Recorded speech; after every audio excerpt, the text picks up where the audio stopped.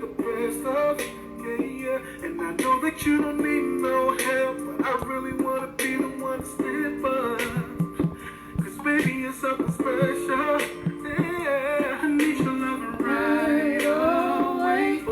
Ready to do whatever it takes. I need your love right away. Babe, run away, baby. I need your love right away.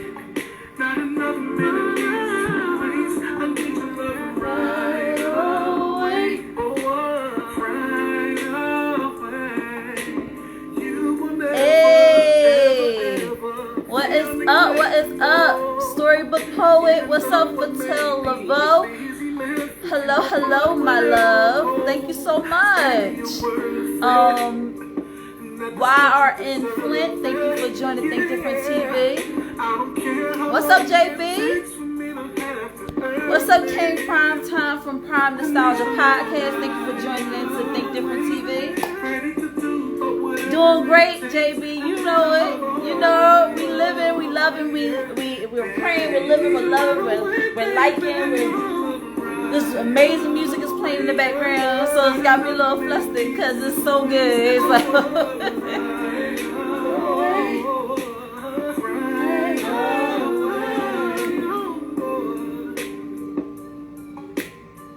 oh, thank you. My grandmama got me this hoodie.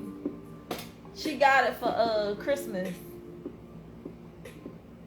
What is up, y'all? What is up, y'all? This is Think Different TV here every Monday night at 9 p.m. Eastern Standard Time, right here on IG for now. Soon to move over to the network, and that's going to happen very soon. So stay tuned, honey.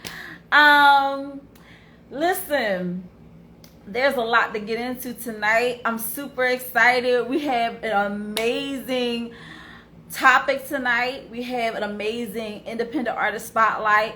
Financial tip is off the wall, and guess what? Tonight we got Beyonce JEOPARDY. Okay, so it's a lot happening tonight. So I jumped on a little bit early because we're gonna celebrate. We're gonna celebrate. You wanna know what we're celebrating? You know, today was Labor Day, and you know, holiday, whatever.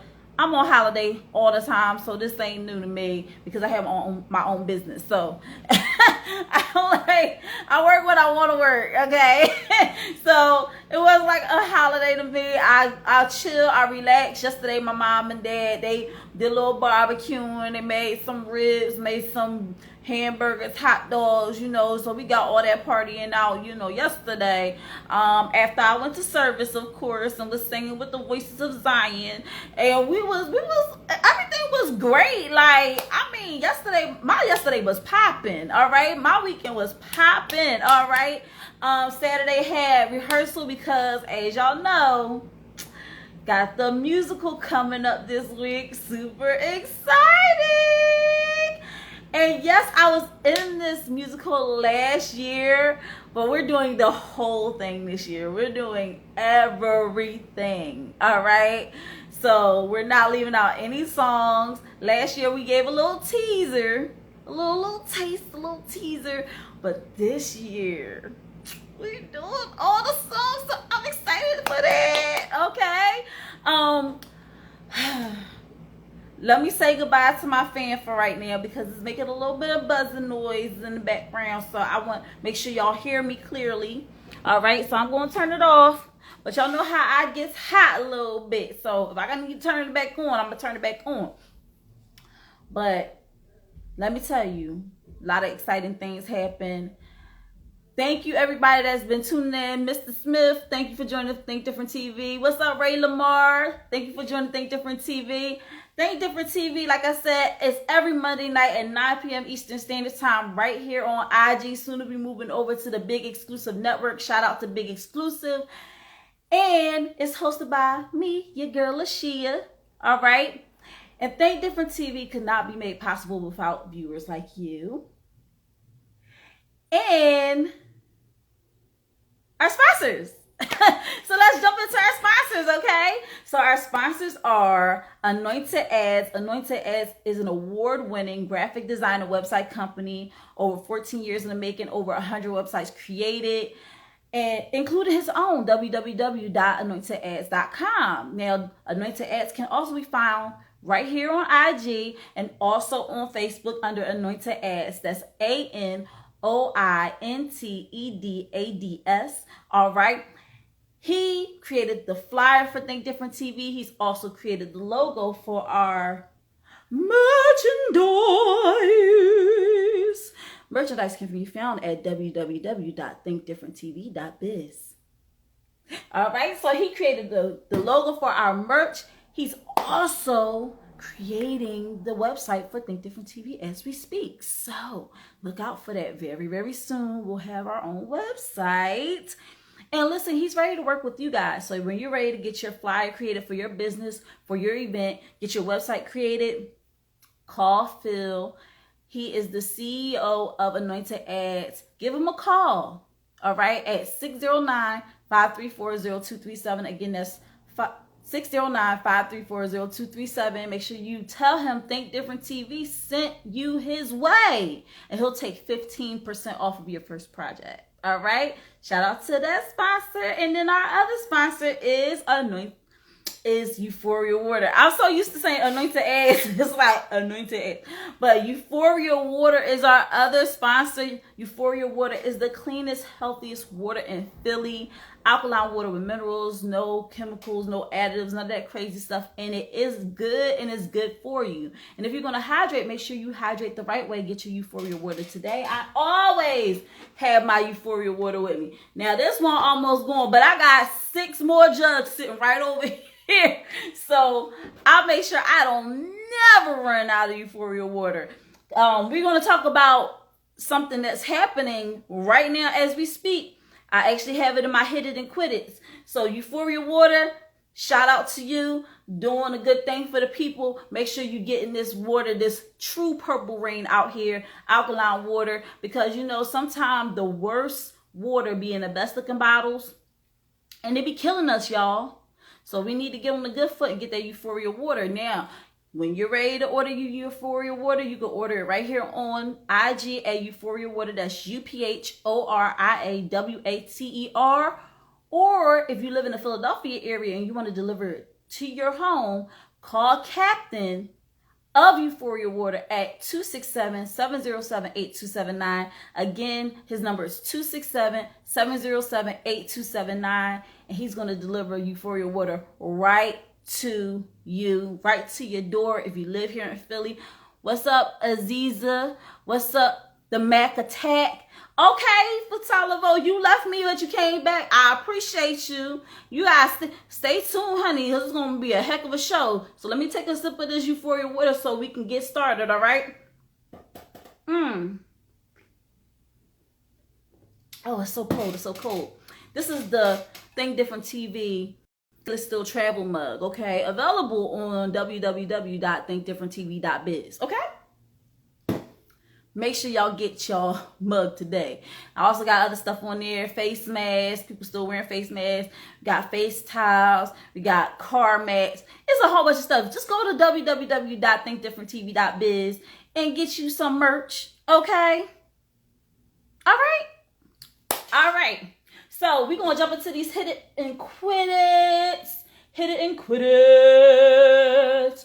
Woo, it's a lot. It was a lot going on this week, y'all. So I'm going to fly through these because, like I said, we have a hot topic tonight that y'all got to stay tuned for, and also an independent artist spotlight that is going to knock your socks off. Our financial tips is going to be off the chain. So yes, it's a lot. It's a lot. That's why we're getting started early, honey. All right, here we go. Now, remember a couple weeks ago when I was talking about Nicki Minaj and how she was she had to settle out of court. Well, I think they settled out of court with Mattel because she wanted to create the barbecue chips for Rat Snacks, right? And Mattel was like, hold up, you can't just be using Barbie, the word Barbie, because we trademarked that, right? So they gotta get their coins, right? But didn't I tell y'all, what's up, Ronan Ali? Didn't I tell y'all that a good trade-off would be if they were to make a doll in Nicki Minaj's likeness? Because I said it was going to fly off the shelves. Well, get this, right? Bratz Dials is thinking of giving Nicki Minaj her own dial. That joint gonna fly off the shelves. I don't know about y'all, but the Barbs, they're gonna be up in there buying them a Nicki Minaj dial. Okay, yep, they're gonna go get one. Listen, shoot, Mattel. I don't know if Mattel owns Bratz. I should have did a little bit of digging into that, but I don't know if they own Bratz. But if they don't, they dropped the ball. Okay. All right, here we go. The Game took the stage at recent Legends Only concert in Houston, where he got into some mess again. All right. He claims he still doesn't have a working, healthy relationship with 50 Cent and makes it known to the crowd after 50's latest comments on IG about his success. So, 50 Cent won an Emmy for his performance at the Super Bowl. Game was like, you know, whatever. He's not really impressed. And they still got some disagreements. But here's another thing. What's up, God Sent DC? And I said, what's up to Ronan Ali already. So I just want to make sure I shout out everybody that jumping on Think Different TV, because I appreciate y'all for watching. Y'all could be anywhere else on a Monday night and you choose to be here. So I really do appreciate you guys. So 50 Cent also, you know, they had this thing called Tycoon. All right. I think it's an event. Well, 50 Cent said someone's not invited. He said, Trey Songz, honey, don't come through here. What's up, Trivo La? He said, don't come up in here, honey, cause you ain't invited. Because at another event, the Tycoon event, I believe some years ago, he was acting a fool. Okay. So he said, 50 Cent said, no. Turn right back around, walk right back out that door. What's up, So Bad Philly? Supreme Oasis Bakery and Deli, right there at 43rd, 44th in Lancaster. What's up? Thank you for joining Think Different TV. What's up, Emily? Thank you for joining Think Different TV. So, yeah, he said he ain't invited. All right. Producer Beat King was heavily into his show. And as a girl takes the stage and begins to twerk. She was twerking. She was getting it in right. He turns up with her, but accidentally snatches her ponytail off. But they kept on going, honey. They kept on going. They was like, ain't never gonna stop this. She was still twerking. He was still like, So, hey, they having fun. They like it. I love it. They like it. I love it. Okay. What's up, Mr. Handsome? Thank you for tuning in to Think Different TV. They like it. They love it. All right. Lil Fizz. Oh, Lord. I don't even know why I'm even mentioning him, but I guess he worth mentioning. Like, I'm so disappointed in Lil Fizz. Y'all understand. Like, my level of disappointment in Lil Fizz is like up here. All right. Like, he just did too much for me. And I'm like, I would have been better off not knowing any of their personal lives and what they do, because it just makes you dislike the person. Then you be like, All right. So, yeah, he spills every drop of tea about him and Omarion falling out on Drink Champs. Lil Fizz, the main reason why y'all falling out is because of you. Can we just be honest? Like, you did a lot of shady stuff, including sleeping with your man's baby mama. What? Of course y'all falling out. Why? You know you did wrong. So why are we trying to play like Omarion is overreacting and doing all this other? Omarion is at peace. He is not worried about you, honey. Yeah, he flubbed at the thing against Mario. He flubbed big time. But let's just say this. At least he was able to headline a versus. Lil Fizz, who you going versus against? Nobody. All right, moving on. Memphis artists Moneybagg Yo and Finesse 2 Times squashed their beef. All right. And Moneybagg signs him to his label, then posts video with a caption letting the world know they've put their differences behind them. And they get along now. And they're stronger united than divided. So this is good to see. I like to see a nice ending to a beef. Okay? Well, people don't need to be beefing anyway. Nowadays, just make your music and make your money. What's with this beef? Like the old lady used to say in the old commercials. What's the beef? Where's the beef? Stop it.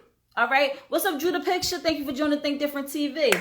All right. But, of course, we got to go into some other stuff. All right? So, Lil Pump. Mind you, I don't even know who these people are. It just was worth mentioning because there was something really relevant about what happened that I wanted to just like throw out there. So, okay. So, Lil Pump calls Russ, who is also an artist who I don't know anything about, calls him a effing for canceling his European tour. Because Russ said he was canceling because he has mental health issues. All right. So we talked about this before on the show. People are like,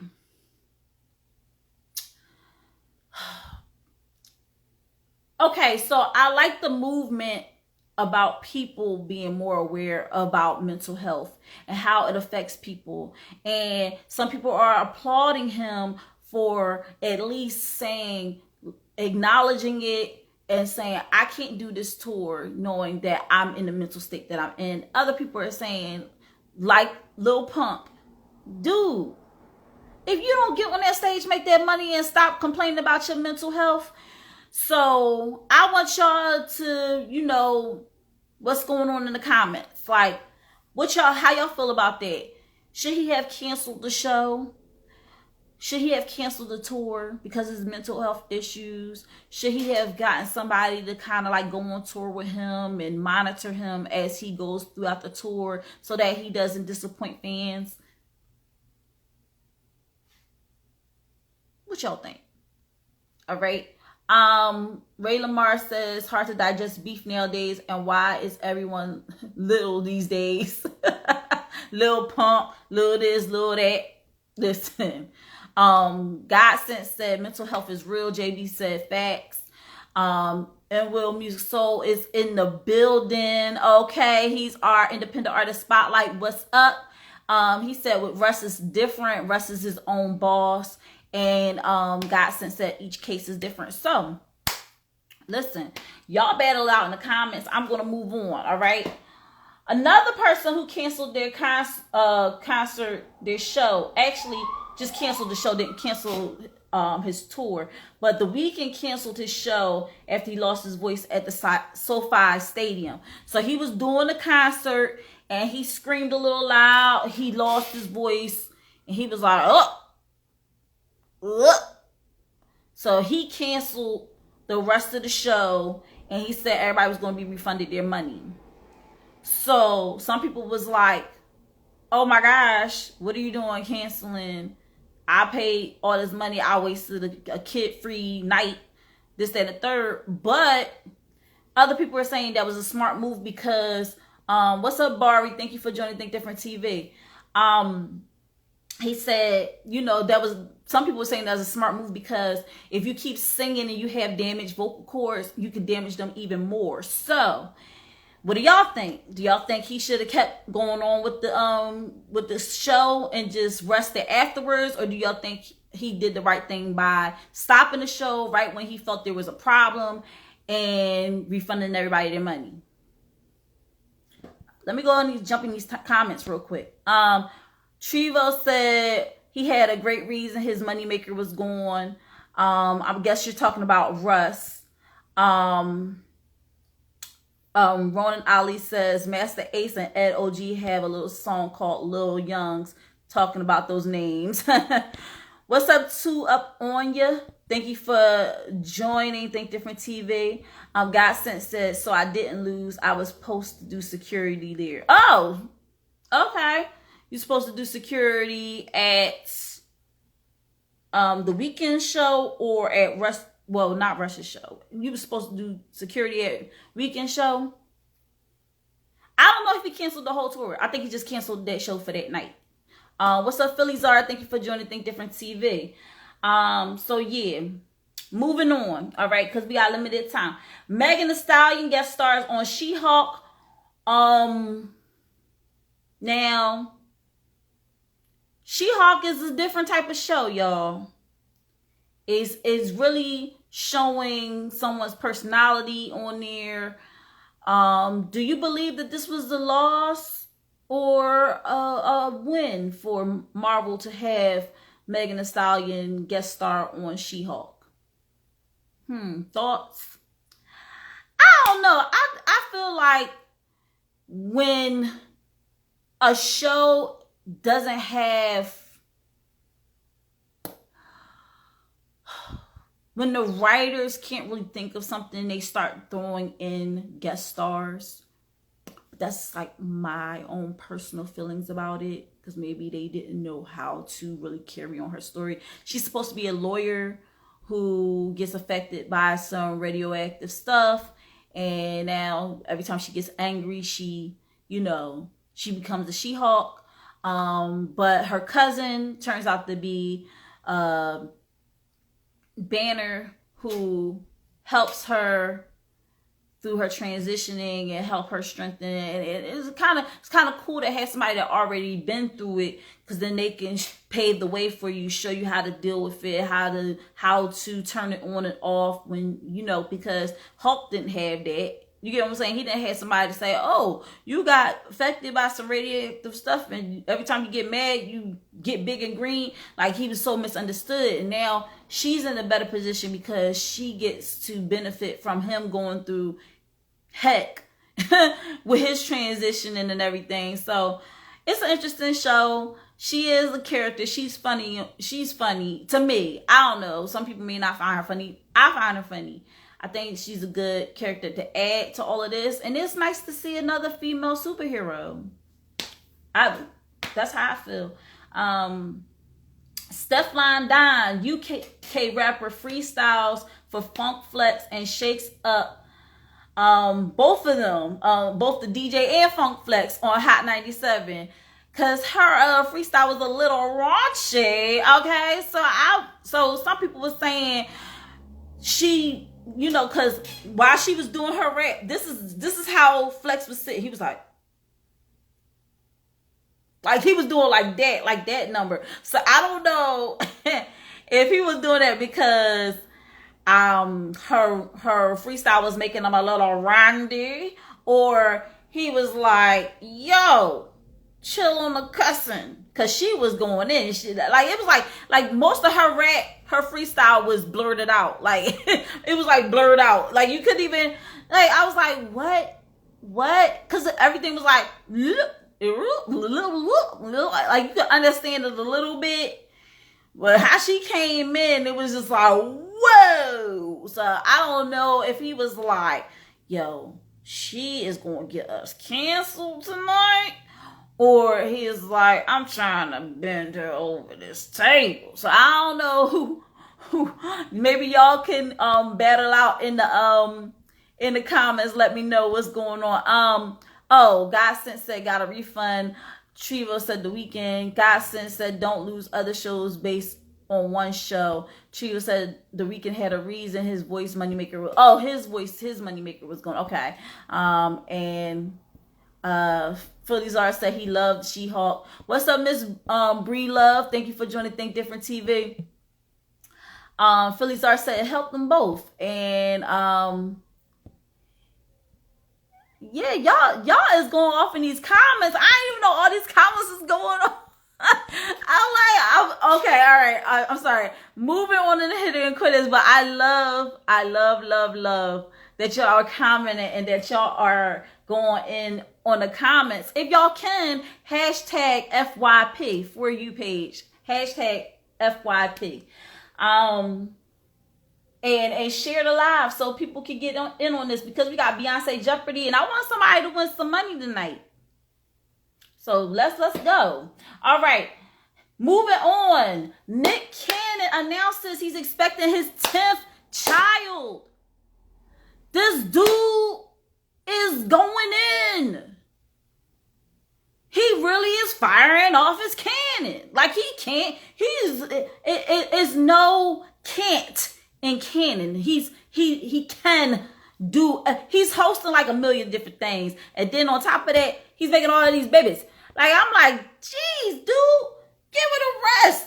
I know his private part is like, dude, I need a vacation. Like, he trying to repopulate the world, y'all. But he a little bit behind Young Dolph's cousin, Jay Fizzle, because Jay Fizzle said he got 20 kids with 14 different women. So he's like, listen, Nick, you think you having all these babies, I done got you beat. So he's trying to repopulate the world, y'all. Moving on. T.I.'s son King is back in the news and is not positive. He went to jail.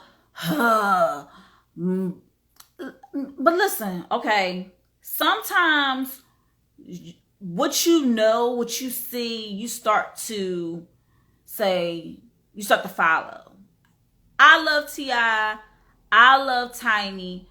But let's be real. Both of them jokers been to jail. All right. I don't know. I don't know if Tiny. Wait, I don't know. Has Tiny been to jail? I don't know. She give me like she maybe went there for a night. But yeah.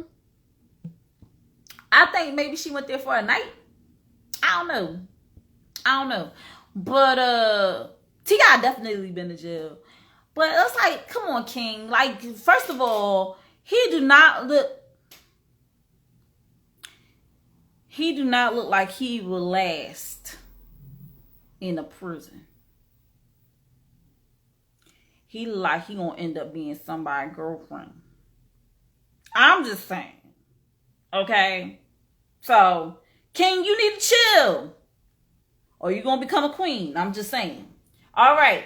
I already talked about 50 Cent being in Trey Songz.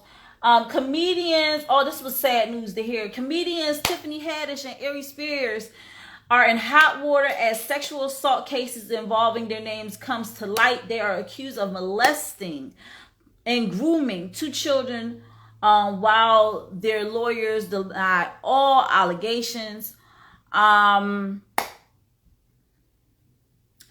So the case with Tiffany Haddish, they said that she was grooming this young 14-year-old, showing her how to give fellatio. They said that Ari Spears sexually abused. What's up, Try? Thank you for joining Think Different TV. What's up, nephew? My nephew Ty is on. Yeah. So they're in hot water. Ari Spears already been in the news lately because of the comments he made about Lizzo. I talked about that last week. Not really happy with this news. No.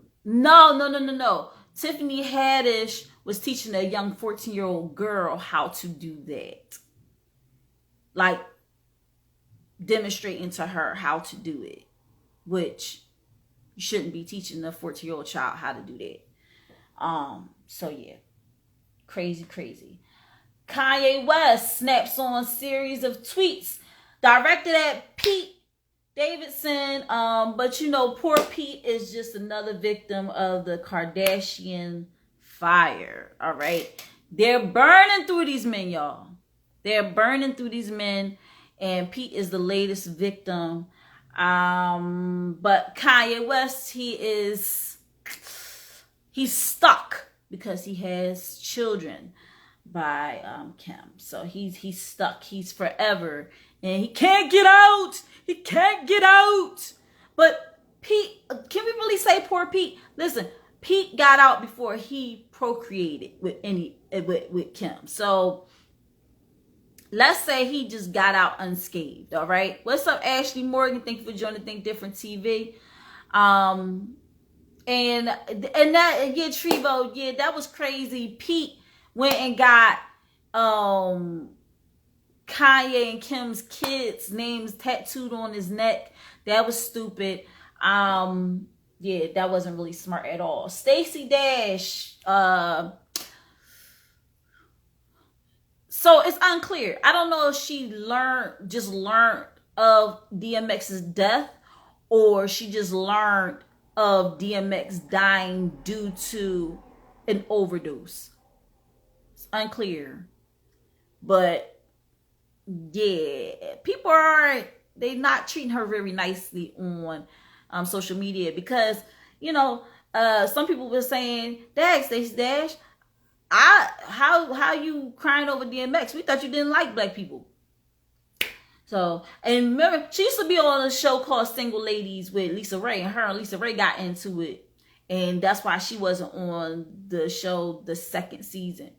I really liked that show too. It had potential, but yeah, they was she was on that movie Clueless back in the day, in like I think 95, with Alicia Silverstone, and she was clearly clueless. But we don't know what she meant. If she meant she was just finding out about his death, or she was finding out that he died due to a cocaine overdose. And she's also battling her own addiction to cocaine. So yeah. Sports and sports news. Listen, recently fans debate over the name CP3. Will the real CP3 please stand up? Is it Chris Paul or is it Candace Parker? We don't know. I'll let y'all duke it out in the comments. Who deserves the famous legendary nickname? To be honest, Chris Paul is a Hall of Famer, but so is Candace Parker. And you know, she's also a multi-time NBA champ, WNBA, while Chris falls short with each attempt. So the name should be awarded to who carries it best, and it seems that Candace Parker, her stats speak for themselves. So what do y'all think? Who is the real CP3? Is it Chris Paul or is it Candace Parker? Candace, shout out LA, baby. Yeah, so I'm just saying, y'all can get out in the comments. Tennis star Serena Williams plays her last game in the U.S. Open last Friday. She lost, but she is retiring. She shouts out her sister Venus. She says, you know, there is no Serena without Venus. And, you know, of course, the waterworks. But Serena has had a legendary career. There has been a movie made about their lives and their family. It's called King Richard. Will Smith he played Richard in the movie. So thank you, Serena, for all your hard work and you know, being a role model and showing us that it can be done with hard work and perseverance and determination and just the grit that she and her sister had all these years playing is really inspiring. So shout out to you, Serena, and wish you much love, and we thank you for paving the way. In political news, the largest city in Mississippi, the capital, Jackson, is experiencing a water crisis. They have no clean water, y'all. It's actually a hazard. They're telling people to shower with their mouths closed. There is extreme heat out there. Schools and universities are closed till further notice. And Governor Tate Reeves addresses the public in a recent speech about the conditions and how he's working to better the community of Jackson, Mississippi. And I also recently saw that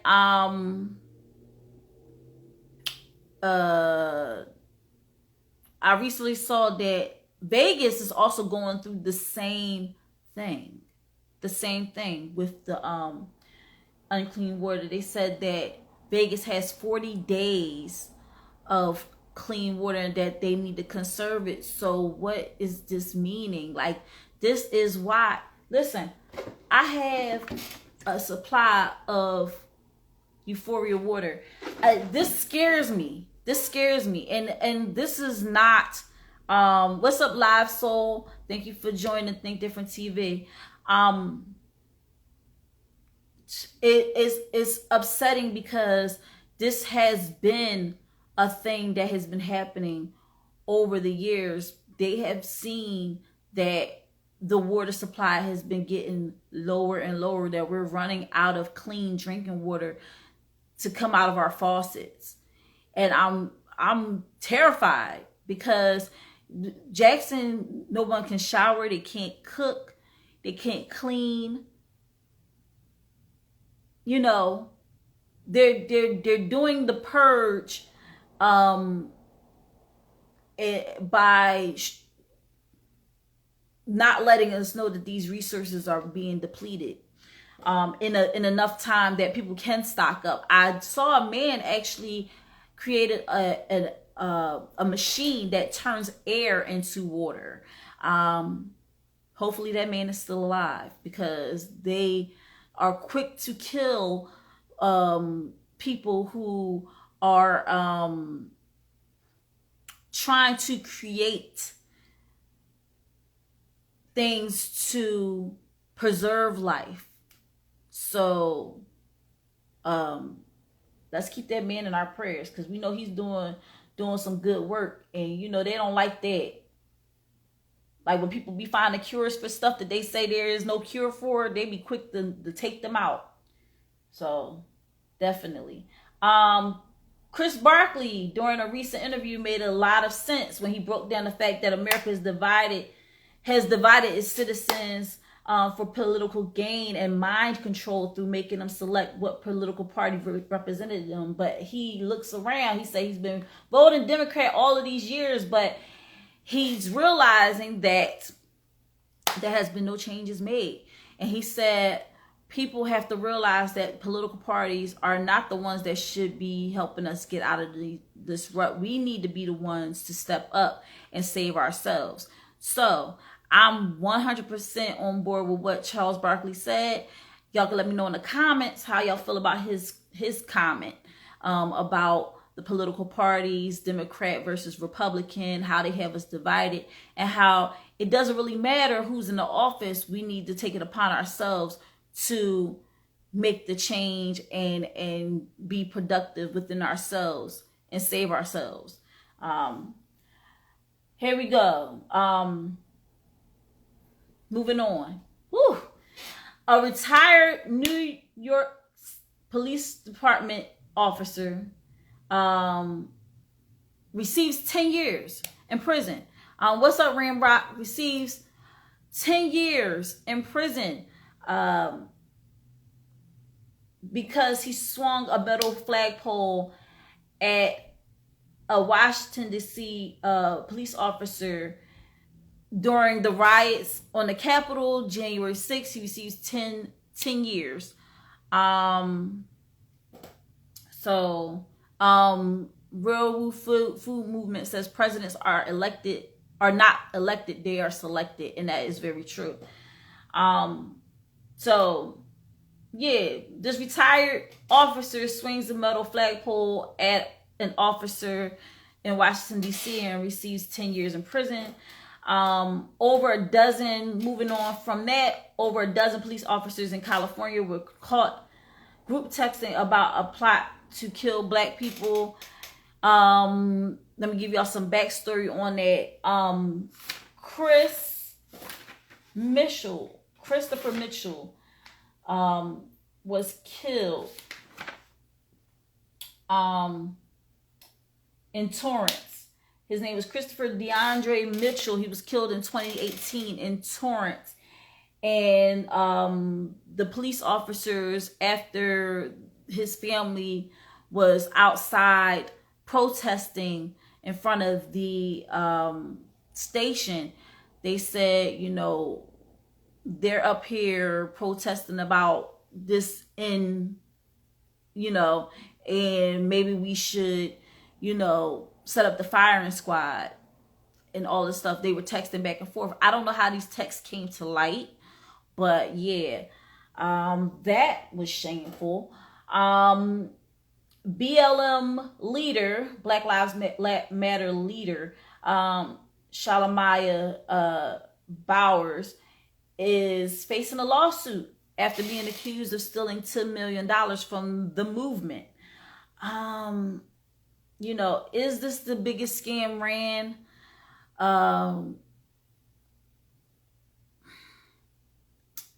It's just sad. It's just sad that people use our struggle and our plight to capitalize. It's just sad. So yeah, that person is facing a lawsuit. In other news, moving on, India ride malfunctions, several riders injured, 5 taken to the hospital for neck and back injuries. Listen, y'all, I already don't get on amusement park rides. This has made me even more like I'm not getting on none of them rides, because first of all, I just saw that thing just fall. Boom. All them people all over the place. It's been other rides malfunctioning. I don't know what is going on, but definitely they are not going to have me on any rides anytime soon. No. And it's people still getting on amusement park rides after seeing all of this crazy stuff happening. Yo. No, not I, said the cat. I'm not getting on no daggone ride. After seeing all that, I already don't like rides. I have a fear of heights. I'm surprised I even got on a plane. Nah, it's not happening. 2 black female Chicago cops go at it on the clock. It was an old video, but it's still hilarious to see. His Trevo said it's like gang members attacking each other. Woman is approached in grocery store by what seems to be a lady she had an issue with. They talk for a moment and then they engage in fisticuffs in front of children. And also there was a security guard standing behind them, and he was like, I'm not on the clock, but I'll help a little bit. like it's like Monday Night Raw 1999 in front of the kids. Sad news, 26-year-old Jermani Thompson was killed after her hair got tangled in the belt loader while working at the Louis Armstrong International Airport in New Orleans, Louisiana. Fatal Laveau, you're out in New Orleans. So I know you probably heard that in the news. Very sad news. But I was just thinking, like, when you work with stuff like that, aren't you supposed to have your hair up or like tied back? I'm still confused as to how it happened. Also, I'm like, nobody else was working with her. It's just kind of odd to me, but you know, my prayers to her family. She looked like she was a very warm spirit. I'm sad to even hear about that. I like my hair being long like this, I'd be like, I gotta pull it up, put it in a bun, do something with it, you know, wrap it around. Like, I don't know. I just don't understand how that happened. Chad Anthony Music, what's up? Thank you for joining Think Different TV. Yeah, that was really sad news. You're supposed to have your hair pulled up. I don't know. Like, she had a lot of hair, so I'm like, how? I don't know. Man was arrested in prostitution sting after he reportedly left his wife on their honeymoon to meet a prostitute. What? That is crazy. Doorbell cam shows ex-boyfriend trying to break into his ex-girlfriend's home. The dad told him, get away from my door. He ain't listen. He kept trying to break in. Dad was like, get away from my door. He gave him a warning. Then he ended up shooting the young man. The young man sadly passed away. But this goes to show you can't be trying to break into somebody's house. You can't be doing that. I don't know what he thought. I don't know what time he thought it was, but apparently it was time for him to meet his maker because the dad was not playing. Here's another thing. Grace Church in New York had a drag queen come and do a show in the church for the students of the Grace Church school. And not one person stood up and said anything about this in the church.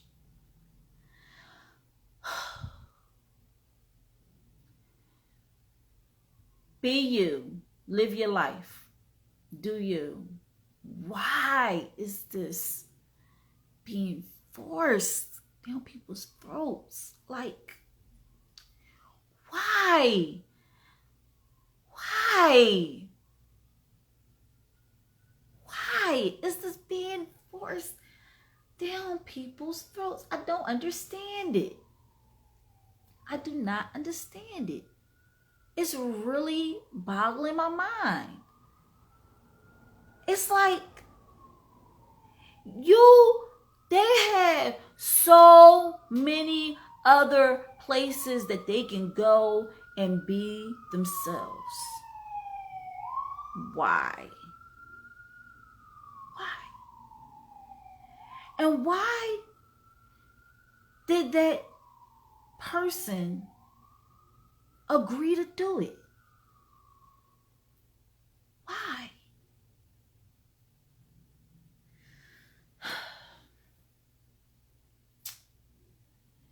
14-year-old girl is charged with arson after cameras show she started a fire in a Georgia Walmart.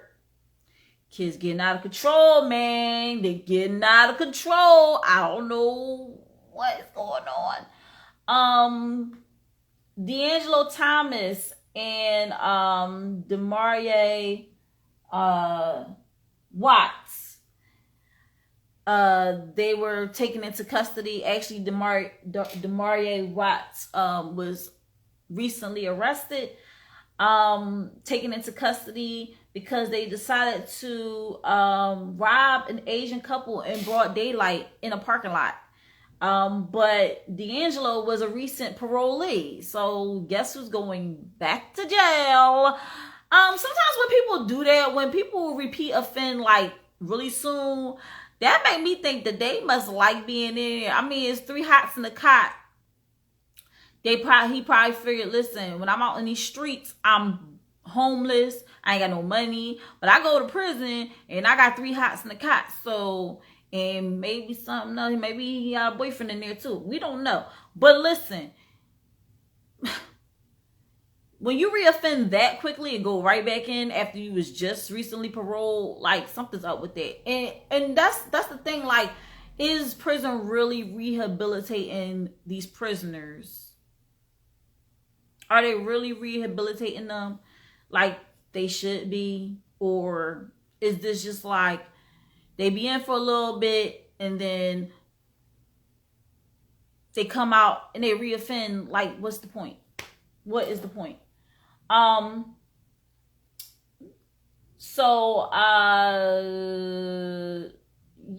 lawsuit accuses the CFO of Bed Bath & Beyond. His name is Gustavo Arnal. There was a lot of closures lately of Bed Bath & Beyonds. A lot of people lost their jobs, and there was some suspicion. It was suspected. That's what I wanted to say. It was suspected that he was behind a lot of shady, shifty stuff that led to some numbers being fudged and this, that, and the third. But get this, right? Because I did a little extra. So, apparently he jumped to his death from the 18th floor of the Jenga building in New York City. So on Friday, the body was found, and then they did some digging. They found out where he fell from. But did he jump or was he pushed? Because sometimes when people hold them secrets deep within themselves, Sometimes they do take their own lives.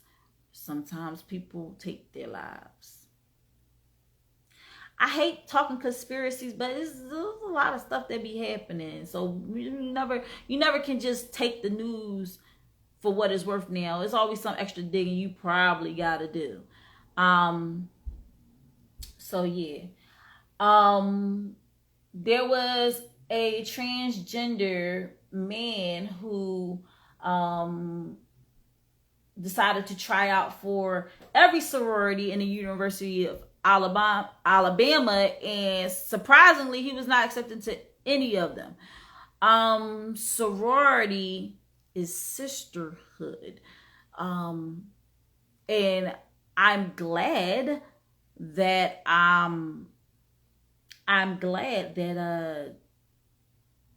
they didn't accept, because I think they just doing too much. All right, you're doing too much. If you want to, sometimes this is where I say, if you want, sometimes you can't be accepted at every table. Sometimes you got to create your own table. Sometimes you just got to create your own lane. It's too much. Like, it's a sorority. A sorority is women. Women who are born with women parts. Stop trying to join stuff that was not for you. Okay? Just stop. Now, probably somebody will be like, well, wait a minute now. Black people, they, like, first of all, our plight is not their plight. Their plight is not our plight. Okay? Stop it. Okay? We were refused simple civil rights. We was refused the right to vote. Y'all can vote. Y'all could vote. All right? They didn't stop gay people at the voting booths like, no, you cannot vote. No. What's another thing? We were born this color. All right? There is some, I'm one of those people that don't believe that people are born homosexual. I believe you can be influenced at a young age, but I don't believe you're born that way. Now, I may get some people that don't like me if I made that comment, and it's my opinion. All right? Because I hate when they try to make our plights the same. They're not the same. Okay? And we fight it to be included in a lot of things, but then I look back and I'm like, we ain't need to be going to their schools if we was better being kept separate. Because honestly, we got better education and everything when we were separate from them. That's all I'm going to say about that. Moving on. Minnesota State Fair. There was fights and gunshots. Crazy. There's actually video of this. Local news. Because I'm from Philly. I got to throw Philly in there. What's up, Just Shades? Thank you for joining Think Different TV. Human trafficking in Philly. 22nd in Somerset. A woman was locked in the building for 4 hours by a black owner, and the owner was arrested. So it's closer than we think. So just be careful out there, y'all. Be careful. Because y'all heard about napkins being put in the door handles. You got people that look like us coming up to us saying, hey, try this perfume, because I've got a perfume company. Do not smell that. Do not inhale it. Do not do any of that crazy stuff. Listen, it's a lot. It's a lot. So, Philly teens run amok on Market Street. They had to shut down Fashion District early because of all the stuff that was going on. There was a shooting at 10th and Market. What's up with these kids, man? They just be getting into a lot of stuff. And at this point, like, I heard adults say, oh, kids gonna be kids, let them have their fun. But this is not fun. This is being destructive for absolutely no freaking reason at all. Y'all got so much that we did not have, and y'all just want to tear it up. I don't understand. What's up, Church for the Wicked? Thank you for joining Think Different TV. And try. I do not know what is going on with the world. I don't know. I don't know what's going on with these kids. I don't know what's going on in this world. I'm just living in it right now. I stay inside most of my days. I don't be out unless I gotta be out. All right, and I'm scared because my son about to start school, and that is, you know, they be trying to teach pronouns before they try to teach a kid their ABCs, 1, 2, 3s, and how to wipe their butts. Why are kids learning about pronouns and they in kindergarten? I don't understand it. But on the upside, because I want to bring up an upside. Listen, Philadelphia, because we're running on time. Philadelphia teens. Not Philadelphia teens. Philadelphia has the Cannonball Festival, the Philly Fringe Festival, Awoke the Musical. Mama, we made it. We made it. We're in the Philly Fringe magazine. As you can see right there, that's Molly Mall, the face of Awoke the Musical. All right. I'm in it. It is September 8th through the 11th. I already put up all the show dates and everything. Check out my page. Tickets are available through the link in my bio. If you're in Philly, if you live here or if you're visiting and you're here during those dates, come check us out. You know, we're going to give you a heck of a show. It's only $20 for tickets. Like, amazing. The space is amazing. You know, parking. If you drive, there's parking. Just letting y'all know. We're going to have fun, all right? New music releases. Moneybag Yo and Finesse two times drops a new song and visual for Black Visa. It's Jake. I actually like this artist. He released this song called Golden Hour. I like the song. It's dope. Check it out. He's on here on Instagram under It's Jake. ITSJVKE.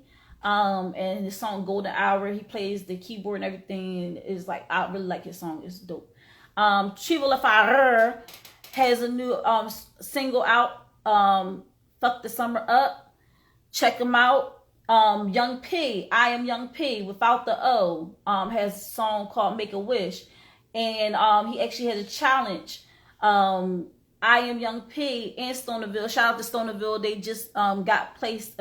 That's I Am Young P's clothing line is now in stores out where he is. And they are giving away $200 to the first place winner and $100 to the second place winner. And all you have to do is upload a 15 to 30 second video of yourself vibing out to the song Make a Wish. So chance to win some money.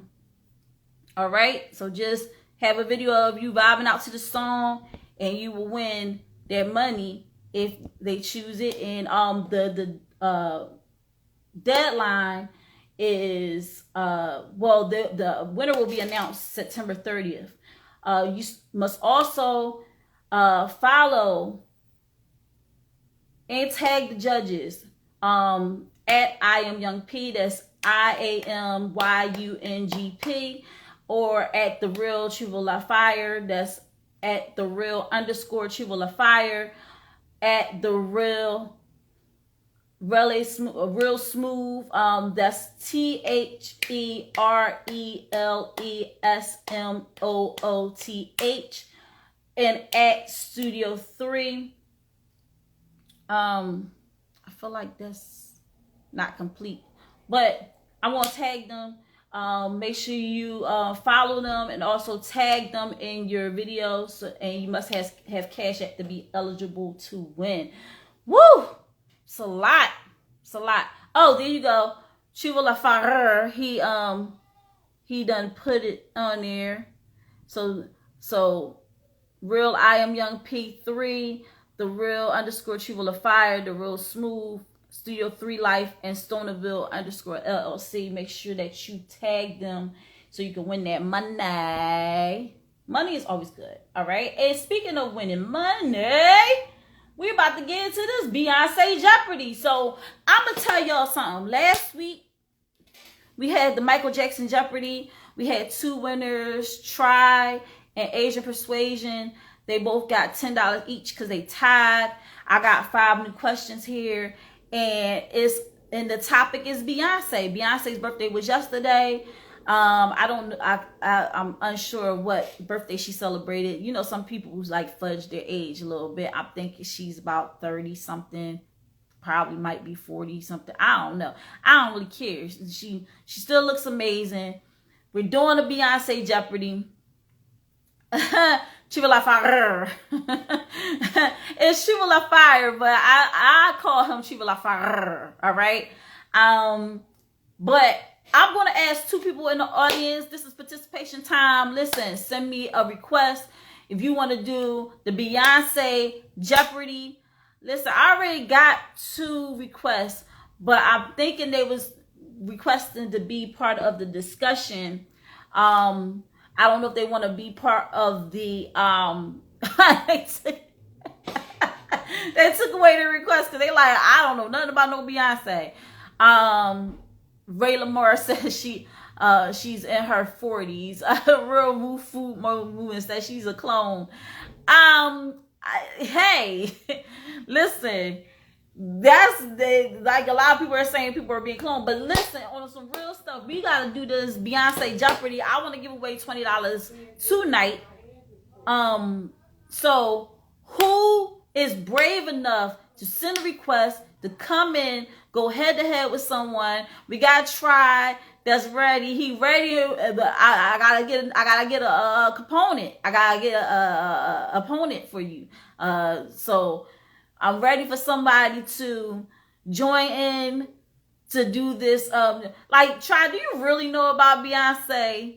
I know you trying to win that money, but do you really know about Beyonce? Because don't come over here like you gotta know everything about Beyonce, all right? Because I made this joint hard, all right? And there's only 5 questions, but I made this joint hard. Like you gotta be a true fan to know Beyonce to win this money. So,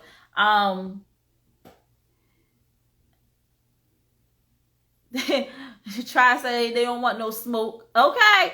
It look like somebody, y'all, listen, I need somebody else to join in. I'm not gonna lie. Okay, there is an easy one thrown in there. All right, because I don't make it all the way hard. I don't make it all the way difficult for y'all to win the money. But I gotta see who else want to join in on this and win some money. We ain't got no takers. It's people on here. Don't be scared. Don't be scared. Because who's to say you... Because Try might get on here and might be pump faking y'all. He might be bluffing. He might not know. He might not know. I'm just saying. Come on, y'all. Stop being scared. Somebody come and get this money. $20 cash app. God said you're not gonna win by default. Let me read my star notes. Ray Lamar said, if you said Rihanna, I might do Rihanna next week. Come on, where the Beehive at? Like, share the live, y'all. I know y'all. Please share the live. Share the live with somebody. Clevin Doty, thank you for joining Think Different TV. All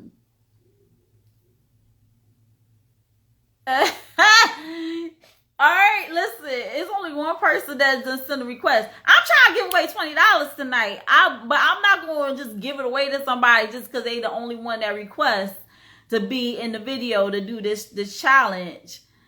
Like, Try, he want to win so badly. Cause he's like, I don't like that tying stuff. I don't tie with people. Come on now. I know there's some more people out there. Listen, I got this amazing independent artist spotlight coming up. It's $20. I mean, it can't hurt to try. It's only 5 questions. Okay. All right. God sent the 20 different. Y'all wait, Beehive celebrating her birthday. I got 20 different. Woo! It's so Trevo like he about to come in here and just win the money. All right, Scandalous Bob joint. Listen, Molly joint. Who want to win this money? Who knows Beyonce? Who knows Beyonce want to win this money? Try already sent a request. I need somebody else to send a request to get in this video and go head to head with him to win $20 cash at right now. All you have to do is answer more questions right than try. Yeah, right? So it's going to be only 2 people head to head. Come on now. Come on. Don't be scared. I don't know where the Beehive is. I don't know. Ooh. Ray Lamar said you might as well go to the spotlight. We don't care about Beyonce, but I know people care about the $20 cash app. I know it can help somebody out. Y'all scared. Oh my gosh. Oh my gosh. Oh my gosh. Y'all making me mad. Like, yo, Trimo, why they playing? No, I can't just send it to you, Scandalous Vibe. Come on. Come on in, y'all. Come on in. Like, I need somebody to send requests. Send a request. Send a request. So you can get in and win this money. Oh my gosh. Share the live. Share the live, y'all. Get these people in here so they can win. Why am I begging people to get on this live and win this money? I'll keep that money for myself. Because I can buy a few things myself. All right. $20 go. It may not get you that far, but it can go a long way. So. Okay. All right. I got Trevo LaFire and I got Try. Hey.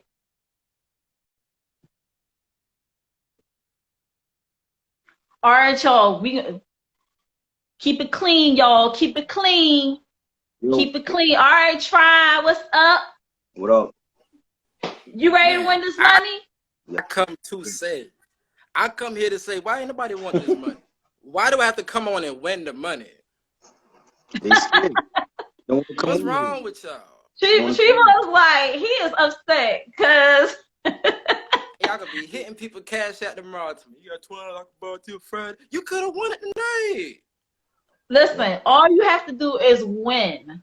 I don't know nothing about Beyonce. You might whoop my ass, man. You about to get this. Let's go. Listen, it's 5 questions that you are answering. Look, Vital will just join on. But I'm surprised she didn't jump in here try to answer these questions about Beyonce. Yeah, she knows something about Beyonce. Yeah, fam playing with me, man. So, Beyonce Jeopardy. The rules are simple. I'm going to I'm going to give you the answer. You have to answer in question form. Gotcha. There's 5. I'm reading it. I'm reading the comments too. All right. Do not put the answer in the comments. I will kick you off the live. That's cheating. Yep. That's cheating. Vital said she said let her in. She said let her in. All right, 3-way. Will this be a 3-way? I don't think you should participate. All right, matter of fact, yeah, kick me out. I should. I'm gonna kick you out, and I'm gonna bring Vital in. Hey, fam, come get this money, fam. They playing. Fam, come get this money, yo. No disrespect to you, Try, cause Try like, what you mean? What you mean? I shouldn't be eligible. Kick me out, man. I'm gonna kick you out. Kick you out. Give me like 2 seconds. Kick you out. All right. Here we go, y'all. All right. Now this is a match. Now, and we had to kick Trevo out because he part of the show. He can't win. He can't be part of the Jeopardy. So here's the rules. Once again, I'm gonna give you the answer, and what you have to do is give me the answer in question form, like Jeopardy. All right. So if I said, this is the color of the sky, you would say, what is blue? If you do not answer in question form, your answer will be wrong. All right, let's go. All right. So, first one, Beyonce formed this girl group with childhood friends in the early 90s. Up, try raise his hand. What is it? Oh shit, I couldn't see. I can't see. Neither one of y'all. Uh-oh. Try, what's the answer? I got to do the group or the actual female? No, the group. The group. Destiny Child? Nope. First, you didn't answer in question form. And second of all, Say who was Destiny Child? oh no, it's not. Wrong answer. Fuck. It's on the tip of my fucking tongue. God damn it. Ooh. I'm sorry. I don't know if I'm supposed to curse. Why is it on the tip of my tongue, bro? And time's up. Time's up. All right, so just strike that question. The answer is, what is girls' time? Fucking girls' time, dog. Okay. All right, here's the next question. This alter ego was introduced in Beyonce's third solo album. Raising up. Try raise his hand first. Oh, Who is Sasha Fierce? Got it right. So that's one for try. Come on, man. All right. Here we go. Next question. Beyonce is also an actress. With this MTV movie housing her role, housing the role she made her acting debut. All right, try. Carmen? He got it. He got two. All right. For Talavo, you have to answer these two questions to tie, and then I'll give y'all a tiebreaker and go and give y'all another question. But so far, tries in the lead. So the answer to that was Carmen, a hip hopper. All right. She was about that movie. Yes, I told y'all I took you back with this one, right? I forgot about All right. movie. Here's the next one. Although Single Ladies was Beyonce's hit, one of her hits, Beyonce is not a single lady, and she is married to this fellow music artist. Try. Jay-Z. Jay-Z. Huh? Who is Sean Carter? No. You didn't answer in question form. Come on, Fatelivo. Who is Jay-Z? All right. 2-1. Here we go. I told you got to answer in question form. So you say the answer, you don't say in question form. It's wrong. All right. Last question. Either Try is going to take it home or y'all going to tie it up. Humble Beginnings. That's the title for this one. Beyonce was the love interest in this artist's music video, Happily Ever After. Yeah, Try. Case. You didn't answer in question form. I said who was Case? Oh, you was blacking out. It was blocking out when you said who is. All right, y'all. So Try got 3 right. Fateliva, I'm so sorry. No, but it's cool. You know what your prize is? You know what your prize is? Me? Yes, it's seeing my beautiful face. It's like, no, I appreciate y'all playing. Try is the winner. He won the $20 cash at. Yes, it's these questions were I pulled them out of somewhere. But I wanted to make it difficult. But like I said, the answer to the first question was, what is Girls Time? That was her very first girl group that she was in. No, it was Carmen. I forgot. That I couldn't get it. I couldn't get it. Was on the tip She of was my like, I tongue, couldn't girl. get it. It was on tip of my tongue. But y'all, we're gonna jump into this hot topic. I thank you so much for joining me in the Beyonce Jeopardy next week. Maybe we'll do Rihanna. And then we'll see who's gonna jump on and win that $20 cash app. Thank you so much, guys. I appreciate you. Thank you for joining Think Different TV.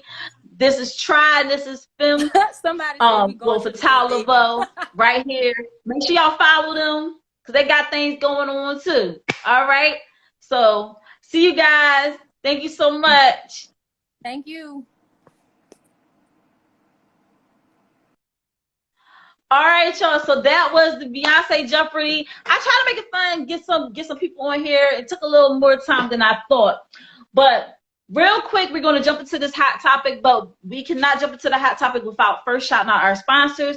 Think Different TV is here every Monday night at 9 p.m. Eastern Standard Time on IG right now, but soon will be on the big exclusive network. It's hosted by your girl, LaShia. Here every Monday night. Y'all could be anywhere, but y'all choose to be right here with me. So Think Different TV could not be made possible without viewers like you.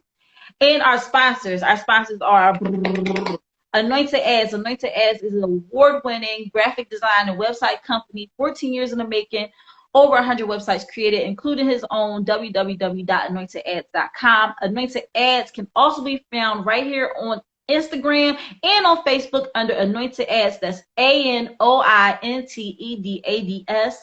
Listen, Phil of Anointed Ads has created the flyer for Think Different TV, as well as the logo for our beautiful merch, which can be found at www.thinkdifferenttv.biz. All right. And he's also creating the website for Think Different TV as we speak. So when you're ready to get your flyer created for your business, for your event, ready to get your website created, make sure you hit up Phil at Anointed Ads. You can contact them here on IG, or you can call them at 609-534-0237. That's 609-534-0237. And when you do, make sure you say, Think Different TV sent me over. That way he can take 15% off of your first project. And then we also have Euphoria Water. Euphoria Water is the cleanest, healthiest water in Philly. Alkaline water with minerals, no chemicals, no additives. Listen, it's good and good for you. When you hydrate, make sure you hydrate the right way. Get your Euphoria Water today. You can find Euphoria Water right here on IG at UPHORIAWATER. If you live in the Philadelphia area, you can call Captain at 267-707-8279 to get your Euphoria Water today. Again, that's 267-707-8279. Captain of Euphoria Water will deliver it straight to your home. And that is our sponsors. So listen, we're going to jump into this hot topic real quick. Listen. Y'all saw my video, right? Y'all saw my reel. Children are too grown and adults aren't grown enough. Let's talk about it. Now listen, I want to just say this. The videos I have been seeing on the internet have been very disturbing. They have shaken me to my core, okay? The stuff that I see these teens engaging in, violence, sex, drugs. And yeah, our generation, the generation before that, and the generation before that, we wasn't angels, but golly, it's like really out of control. And the gun violence is definitely out of control. On the flip side, you have adults who are twerking on social media, you know, not really setting a good example for the children that they're supposed to be raising to be upstanding citizens. So that's what brought me to this topic. All right. It's been on my mind for a while, and I've been really get upset about it because every time I turn around, it's teenagers engaging in activities, adult activities, and also being very, very violent and very angry. excuse me, and then you have adults who are not really giving the best of examples. All right.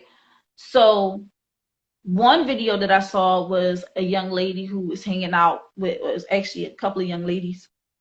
They was hanging out with some guys, and the guys had a toy gun, and he held it out, and one of the young ladies, who couldn't have been more than 14 years old, started to do things to that gun that a young lady should not do. And then on top of that, not only was she filmed, but there was no filter on her face. I had to put a sticker over her face. I really don't want to keep showing her face on the internet.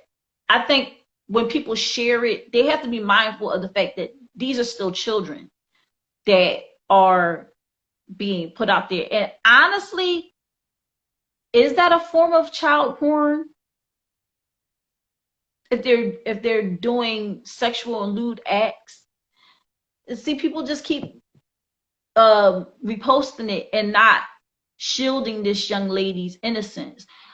I wanted to show that this is happening, but I didn't want to show her face because it's going to be a long time. That young lady is one day going to want to go to college, want to start a family of her own, and it's going to hurt her to have this video circulating around of her doing these crazy things at a young age.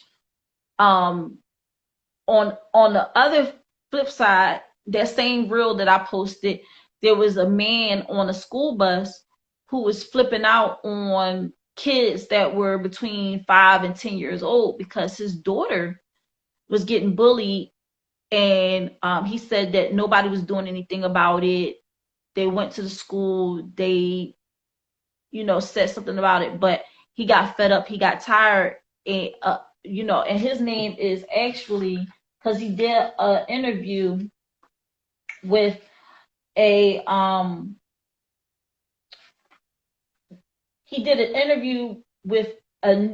news report. His name is Delvante King, and he apologized for how he behaved on that school bus, but he said that he wasn't getting any satisfaction from the school. They were not doing their part to prevent this from happening. I think his frustration is valid. I think how he went about the whole situation, confronting kids, was way out of line. There's so many ways that you can combat this. And then his daughter was pretty much jumping over the seat to try to get to those kids too. So my thing was, like, I was really upset at, how he behaved. And I'm like, how can children learn to keep their passions in check when they have role models or have adults that don't know how to keep their passions in check and don't know how to confront the situation in an intelligent way? This has been the problem. Babies having babies.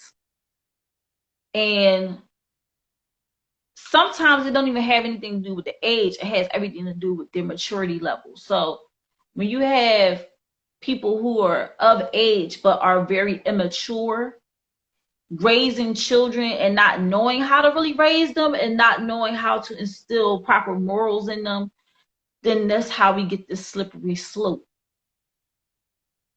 So it's very disheartening to see, and I'm terrified to have my child out in this world, because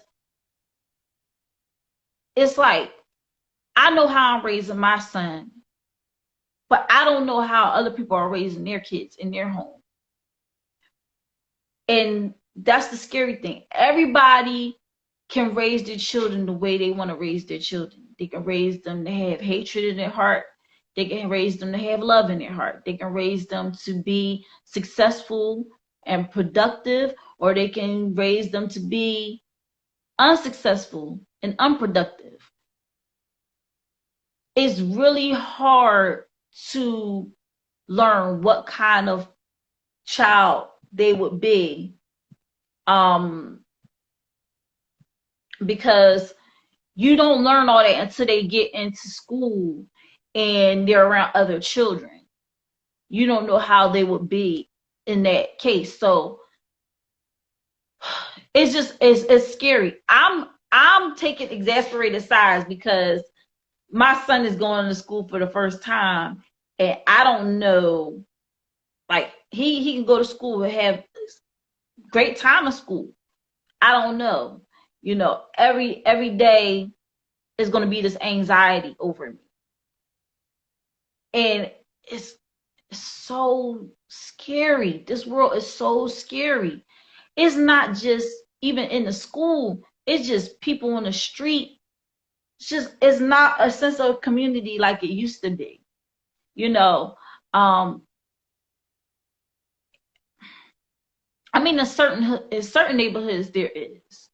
I won't say in all places, but in certain neighborhoods there is a sense of community, but it is very few. You feel me? So that's where my fear comes in at.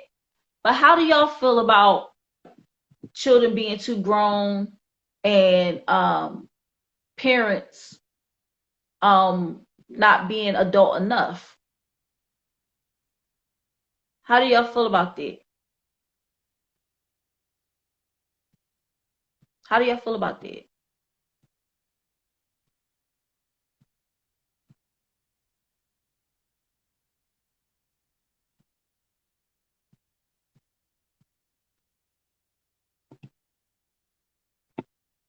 It's a lot of y'all joining in. Thank you for joining Think Different TV. B Candy,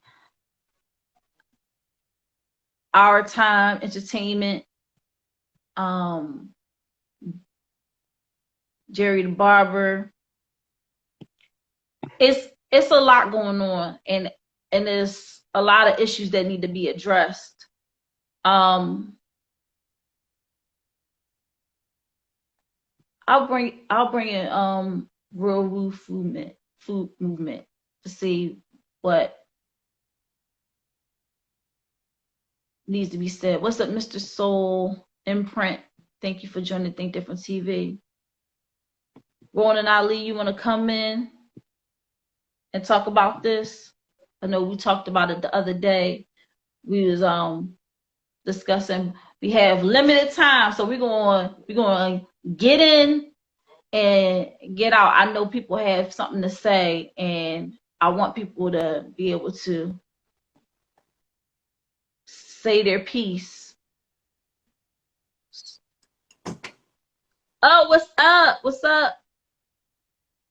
Peace, how you doing? King, how are you? I'm all right. All right. Awesome. So how do you feel about this situation? Children too grown and adults not grown enough. Lack of balance, and it's a problem. Everything has its place for a reason. You're an adult for a reason. You're a child for a reason. It's all growth. And certain things, if possible, shouldn't be experienced at a certain age. Unfortunately, a lot of us don't get that chance to, I can't say have a childhood, because your childhood is your childhood no matter what you, or how it was. You know, you're still a child in that sense. But everybody's not fortunate enough to be sheltered, I guess. You know, certain things that go on that we've seen as children, or certain things that children see or experience shouldn't even be experienced by them. You know, and adults, I think a lot of them have lost.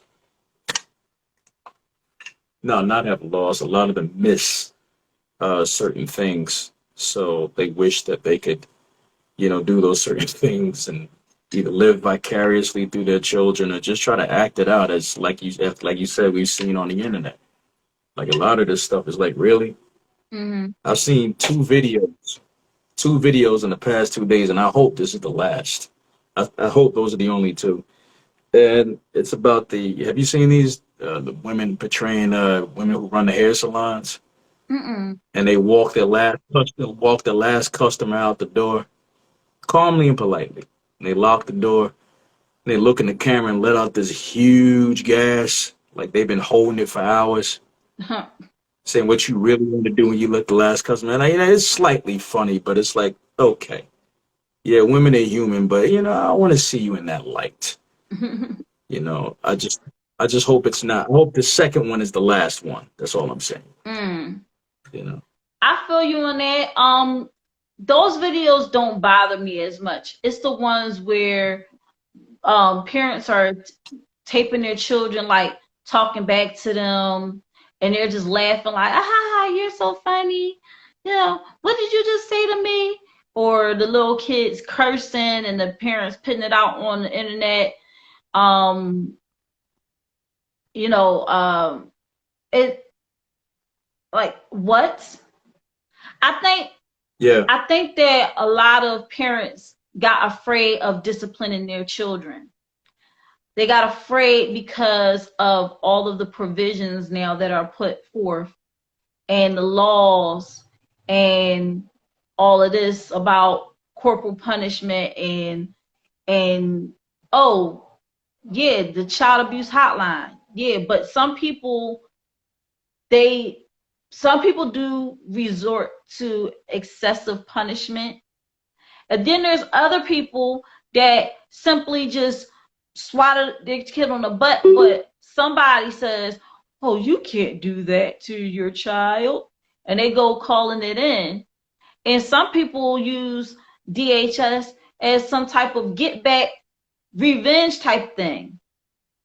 And, sometimes there's children that are, not wrapped too tight. And they use it, like I said, as a get back. And they say their parents send them to the room and they're like, oh, I'll fix you. And they'll call DHS. So with all these new provisions, all these laws, now you got parents afraid to even punish or discipline their children for fear of being locked up, charged. And then on top of that, you got the parents that want to be the kids' friends because the generation before them was like, I'm your parent, I'm not your friend, and disciplined them when they were supposed to be disciplined. And they was like, oh, my mom and dad was a little too harsh on me. So when I have my kids, I ain't going to be that harsh on my kids. And they start being their child's friend instead of being that mentor, that source. You can find a balance. There is a balance that can be found between being a parent and being your child's confidant. Not their friend, but someone that they can be their authentic selves around and not be afraid to, when they encounter a problem, be able to come to them and talk to them. Like, I would want my son, when he's facing adversity, facing a problem, to be able to come and talk to me. You get what I'm saying? I don't want him to fear me in that aspect that he can't come and talk to me. But I do want him to have a certain fear in him that about me, that he can't just be out on the streets, be acting like a fool. Because he's going to face some repercussions. You get what I'm saying? So I think somewhere along the way, the parents, the generations kind of lost how to effectively discipline their child without being excessive and without,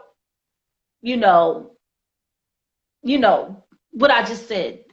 The fear to, you don't want to strike fear in your child's heart where they can't come to you and talk to you, but you want them to say, well, I don't want to be out in these streets acting a fool, because I know when I get home, my mom and dad ain't going to take too lightly to it. I had that fear in me. I was scared to do stuff because it seemed like my parents knew everybody. Okay? Like, everybody be like, oh, aren't you such and such daughter? Aren't you such? And I'd be like, I didn't know my parents. I can't go nowhere. I can't be anywhere. Mhm. And I talked about this on the old show about the village and how we don't have the village anymore, because there's a difference between, okay, village raising a child, and then people saying I don't want the village having a say in what I do with my child, blah blah blah, da, da, da. And it's parents like that. Nobody tell me how to raise my child. I raise my child how I want to raise my child. It's a slippery slope. Every time you turn around, somebody's saying, "Oh, I don't want the village to get involved when in raising my child, but I want the village to get involved when my child is killed due to gun violence. I want people to step up and say something." You get what I'm saying? But I don't want them to have a say in how I raise my child. My child could be a terror out in the streets. I don't want nobody saying nothing to them. But when my child gets shot down because somebody want to get a get back, I want people to step up and tell me what happened. Yeah, right. You know? Mhm. And I know I'm probably going on a tangent, but the bottom line is that you have children acting like adults, and adults afraid to put those children in check, you know, or exposing them to adult situations. Like you said, they being exposed to adult situations before they even of an age to understand and process what's going on. Yeah. Yeah. I mean, it's a lot. It's a lot of blurred lines. I mean, you get some parents who are, I guess, grandparent status once you're 40, technically, after 40, and they realize all the stuff they did when they were kids. Some of them don't want to seem self-righteous. Well, I did it, so there's not much I can say. No nonsense. Maybe it should have been said to you, Mm-hmm. or it's wrong. Internally, what's right from wrong. Yep. And then I gotta ask this. You talk about people are scared of DHS and this, that, and the other. So I asked the question, okay, I can't hit my child, but you can kill my child or put him in prison. So then I ask another question, what's worse? People who make the laws or the people who follow them? Because really laws, I can sit here all day and say, yo, don't come on here at 9 o'clock. You shouldn't be on IG at 9 o'clock. You be like, yeah, as long as people say, just get out of here. The rule won't be followed. Big deal. I made a rule. All right. Yep. So, the person will have to either enforce them or be like, okay, well, I'll leave it alone. But that's only done by the collective. You know what I'm saying? An individual can ignore laws all day, and whether they make sense or not. But there may be a repercussion with that, whether they're prepared to deal with it or not. Who knows? Some people never get it. But as far as the blurred lines with the parents and everything, I know them. I remember some young women I went to school with in high school talking about how crazy these young girls are. They are too fast, so to speak. Mm. And I got on there. I'm like, look, don't sit here and act like none of the girls we went to school with were the same way. Don't even. Mm. And it got quiet. Like nobody responded to me or anything, because when I thought about it, I was just being honest. But when I thought about it, I'm like, oh, I'm talking about some of them. Because a lot of their kids came about while we were still in school. Mm-hmm. Love them to death. But I'm like, don't sit there and act like they didn't have a few examples. So, and this is not to say they're bad or pointing the finger. We're just saying this is a fact. Even when I was coming up, man, I'm like, all these porn magazines that you see in the plastic now, Mm-hmm. they only started doing that in the early or mid 90s. I remember I grew up in Newark, New Jersey, and in Broad and Market, there's always a Broad and Market. Broad and Market. Broad and Market. They had 4 newsstands, one on each corner. And right next to the Thor comic book, right next to Ebony magazine, Time magazine, you had Hustler and Playboy. Right there in plain view for everybody to see. So as a kid, of course, you looking at, and all the popular movies of the early 80s. No plastic. Yeah. No plastic. Right there. All the popular movies of the early 80s were pretty much soft porn, like Conan the Barbarian, The Beastmaster, and all this other stuff. I mean, come on. And then HBO, HBO ain't have no parental advisory. Whatever you saw was just there all day because they didn't have much programming at the time. So Caddyshack was on like probably like 2-3 times a day. You laugh because you know what I'm talking about. So, you know, It's crazy. so a lot of that comedy was very juvenile, but you know, a lot of parents dropped the ball. Or at least they got to the point where it's like, look, don't let me see you doing it, or don't let nobody else see you doing it. So what does that create? A secretive lifestyle, you know? But me personally, I was never too cool to try anything like that. So I just, Relationship Talk with G said, damn, I should have grew up in the 80s.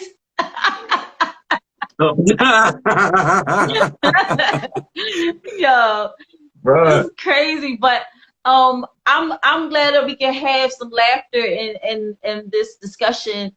It is a very serious topic. It needs to be addressed a lot more often than, you know, what's the latest that happened on Love and Hip Hop, and you know, because that's another thing I'm gonna get into a little bit later on. You know, social media, just media period, just, you know, putting these certain images out here, and that's what people aspire to be. Even young kids, they aspire to be that image because they feel like that's going to make the money. That's going, you know, that's what's going to get the dough rolling in. If I'm this ignorant, foul mouth, you know, showing my boobs, you know, all that stuff, you know, and it's parents that watch it, you know, and their child be right there in the room with them. They don't care. They just be like, oh, well, they're going to see it anyway. I might as well, you know. So it's just a slippery slope. It's so many things to unpack within this one topic. It's so general, but there's so many specifics in it that we're going to need a series to break them all down. But I do appreciate you, Ronan, for tuning in, jumping in, discussing the topic with me. Think Different TV appreciates you for jumping on and lending your voice. And we gotta talk more. It's just that we got so into the Jeopardy and everything. I'm running behind on schedule, like trying to fit everything in. But definitely the whole situation with children being too grown and adults not being grown enough, it's really maturity. Is really a maturity level, and we need to address that. You have any more words for the people before you jump off? Before I kill this mosquito, yes. They've been killing me, man. It's like I don't have monkeypox. I got mosquitoes. But there was one topic, one thing we were talking about before we got here. Oh my God, and I just missed it. We were talking about, again, parents being too grown. I mean, parents not being grown enough and kids being too grown. I was saying how it was, brother talked about the 80s. Yeah, it was the crack era pretty much like blurred the lines. It separated the lines. People, there were a few who kind of went wayward against their parents. But for the most part, when the whole drug thing came in, that kind of like blurred all the lines. And one topic I was saying, when you talk about the parents, you know, trying to be the kids' friend, you got to ask in the long run, you know, what kind of values do you want? What's the outcome you want for family or yourself in the long run? You know what I'm saying? You got kids, man, when they start, you got this whole thing, especially in black families. Too many people have heard this, you know, you don't pay no bills up in here. You know what I mean?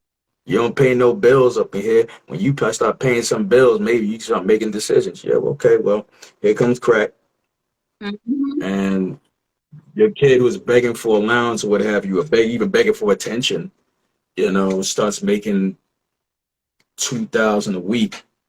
You know, he can pay for all the furniture and pay the bills. Now all of a sudden he's got to say something. He's what, 13? At 13, you don't make really sound grown-up decisions. It's just not possible. No, It's not possible. At 13, there's no way you're wiser than you are when you're 26 or even 36. Mm-hmm. You know, so cut the nonsense. So that caused a blur. You know, a lot of parents started letting stuff go. You know, not even just parents, just the adults, the supervision, the elders. They started letting some stuff go. You know, I was there to see it. You know, people just fall into this whole thing in 2000. They just rap about crack like it's nothing, or talk about it or drugs like it's nothing. Like, nah, man, you had to have seen the difference when stuff turned. I mean, the hood wasn't always like a great place, but it sure was a whole hell of a lot better than that. Yeah. You had to have seen that difference to really understand how the family structure got turned over. That was a huge contributing factor. And when you say stuff like, you know, when you start paying some bills and everything, you start making money the God. Mm-hmm. You start making money the answer in your family. You know, as long as I got money, I can do this and do that. Nah, you know, there are people with huge amounts of money who are dead Mm-hmm. to this day, thinking that their money could protect them. And rest in peace and love, Michael Jackson had all the money in the world. You know, you can talk conspiracy theory if you want, or call it that, but I don't have to say too much about that. All I'm saying is his money didn't protect him, which is unfortunate. Definitely. You know. Definitely. Well, like I said, I appreciate you for dropping your pearls of wisdom on Think Different TV, where minds meet. You know, as always, it is a pleasure speaking with you, Ronan. Gonna have you on a lot more. Next week's topic, guys. So gear up for this. It's called How I Met My Brother, but there's a reason why I'm saying that. Not me, because I know my siblings, but there is a lot of people out here who are walking amongst each other, not knowing that they're related because of the secrets being kept by adults. And this was brought up because I saw a video of D. Ray Davis on the QD. Well, I call him QD, but but Q. He has a show here in Philly. Quincy Harris, and he was on there, and D. Ray Davis was talking about how he met his brother on a basketball court, and then he took his brother to his dad's house and said, "Hey, Dad, you know who that is?" And he was like, "Yeah, that's my son." He was like, "Exactly. Like, what are you gonna tell me?" So, well, I really want to dive into that and get deeper into that. That is next week's topic. This week's topic, guys, if y'all have more, y'all want to sound off, listen, the replay will be available on my IGTV series, Think Different TV, as well as my YouTube channel, Think Different TV. And you can air it out all in the comments and let us know what you really feel about tonight's topic. And then next week, it's going to be crazy, so y'all got to tune in, all right? But thank you so much, Rona, for joining Think Different TV. As always, it's a pleasure, and I appreciate you. Thank you. Can I say one more thing? Wednesday, this coming Wednesday, the first Wednesday of every month, I host open mic called the Delaware Music Network at the Queen in Wilmington, Delaware. If you're in Philly, ain't nothing but a 20-minute ride. Starts at 7. Please come early if you want to sign up and do your thing. And we got a few featured acts. Just look at the Instagram page, Delaware_music_network. And yeah, you might see me do something, but I don't hog the mic. It's not my turn. So you heard him, y'all. So go and check him out. And I might show up. I'll be like singing in the background. Yeah, yeah, yeah, yeah, yeah. No, please come and promote your show, man. Absolutely. That's what we do. Please come and promote. Absolutely. So, Ronan, once again, I will see you again, my brother. I appreciate you, King, for jumping on the Think Different TV where minds meet. And I'll see you next week. Yes, ma'am. And check out his open mic in Delaware Wednesday. Peace. Take care. So, guys, Listen, that was the topic for tonight. Y'all got any more y'all want to say about it? Like I said, y'all can catch the replay on my IGTV series, Think Different TV, as well as YouTube channel, Think Different TV. All right, sound off in the comments. Make sure you hashtag replay in the comments. All right, y'all, that was our topic for the night. It's a lot, right? And we're running on time. Oh my gosh, I feel like this show is not long enough for everything that we be discussing on this show. I have an amazing independent artist spotlight, and I'm not going to waste any more time. I'm just going to bring him in because he is an amazing artist. I'm going to tell y'all, going to give y'all a rundown real quick. Shout out to our sponsors, Euphoria Water and Anointed Ads, for helping out with keeping Think Different TV running.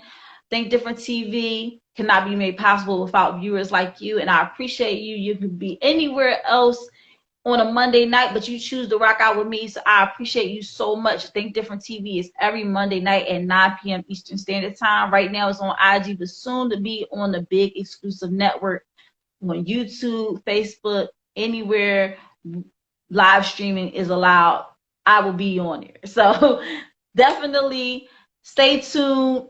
But this young man, I met him first at the Reef, 3rd and South. It was at a thing called Spitfire, hosted by Molly Mall. And I'm gonna tell you this, like, I used to be in and out at that. It was so many open mics going on at that time. Like, Philly was popping, like, with open mics. So I went and checked out Spitfire, hosted by Molly Mall, and it was this guy named well, he used his whole name at the time. He goes by M. Will now, but he was going by his whole name at the time. And I remember Molly Mall was always like, yeah, you know, something about Charlie Wilson's son or nephew or something like that. And it was just hilarious. But this guy, when he's saying, he brought the soul, he brought the passion, he is, you know how P. Diddy said, you know, R&B is dead, blah, blah, blah, blah, blah. Well, artists like him reaffirm that R&B is not dead, and that it's still very much alive, and that there are artists out there still pushing for R&B to be how it used to be back in the days, the early 90s, you know, when we used to chill and listen to Brian McKnight and Tony Braxton and SWV, and who else can I name? Early days. Oh my gosh. What's his name? Kenny Lattimore, Joe. Matter of fact, his voice reminds me a lot of Joe, and actually Joe is, I think, one of his idols. And you can hear a lot of that in his music. Like, he captures that sound. Like, people tell me I capture Tony Braxton sound. Brandy, yes, Brandy was a big person in the early 90s. Of course, Whitney Houston, Anita Baker, all these different people. Ron Ali said Mint Condition. Yes. All of these people. Monica. Yes. So he is what we need, what I think of when I think of R&B. The type of music he makes is what I think of when they say R&B. I think his music. Now, this guy, he's not a slacker. He been at work. All right.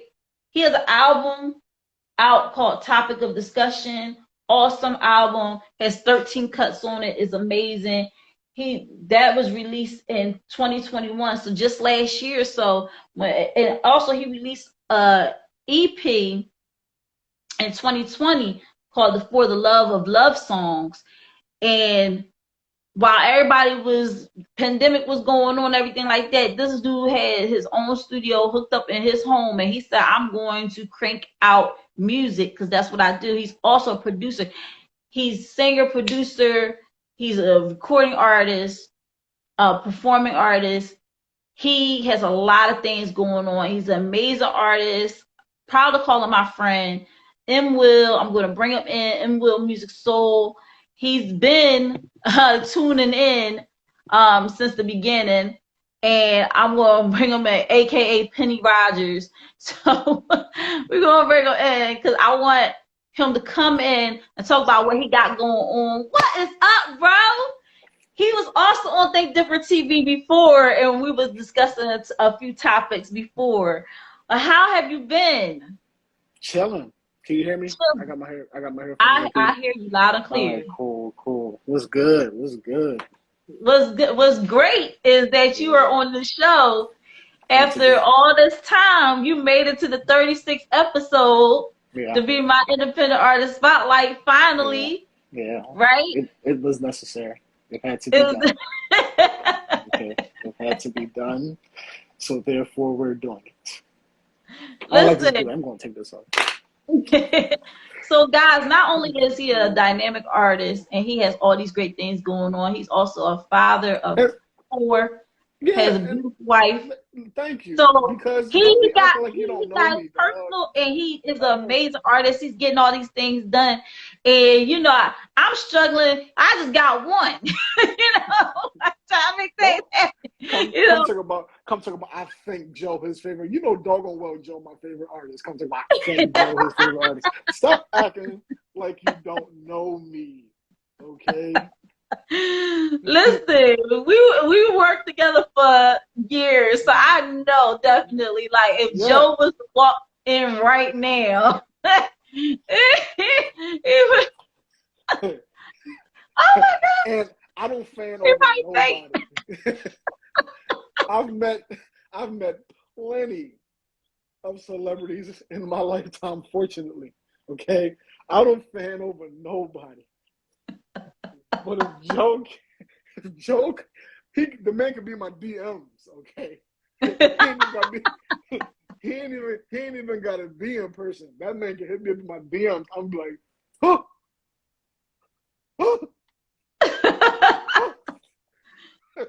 Someone look at this. Come look at this. Right. Look at this. Come look at this. I don't believe it. I don't believe it. He's like, nobody will ever believe me. Let me screenshot it. No, seriously. But you know what? Joe is amazing. He's an amazing artist. But this is about you right now. You are an amazing artist in your own right. You have so many songs. You have been working. You've been at it. I've been listening to Topic of Discussion. I got a lot of songs that I like, yo, this is fire, right? Yeah. Make sure y'all go to YouTube and subscribe to his channel. Is m.will. Yeah, I stay Make sure stuff on there. Cause he got music on there for days, y'all. Listen, he hasn't been asleep. Like 2020, what pandemic? Where? Right. He was like, let me crank out this EP real quick. Right. Let y'all know I'm still working. You know. So I'm gonna shut up. I want you to introduce yourself to the people. Tell them who you are, what you do, and what you want them to think of when they hear M. Will. Well, most people that know me and most people that follow me, even if you don't really know me, you know I am about 2 things. I'm about my family and I'm about my music, bottom line. And the music that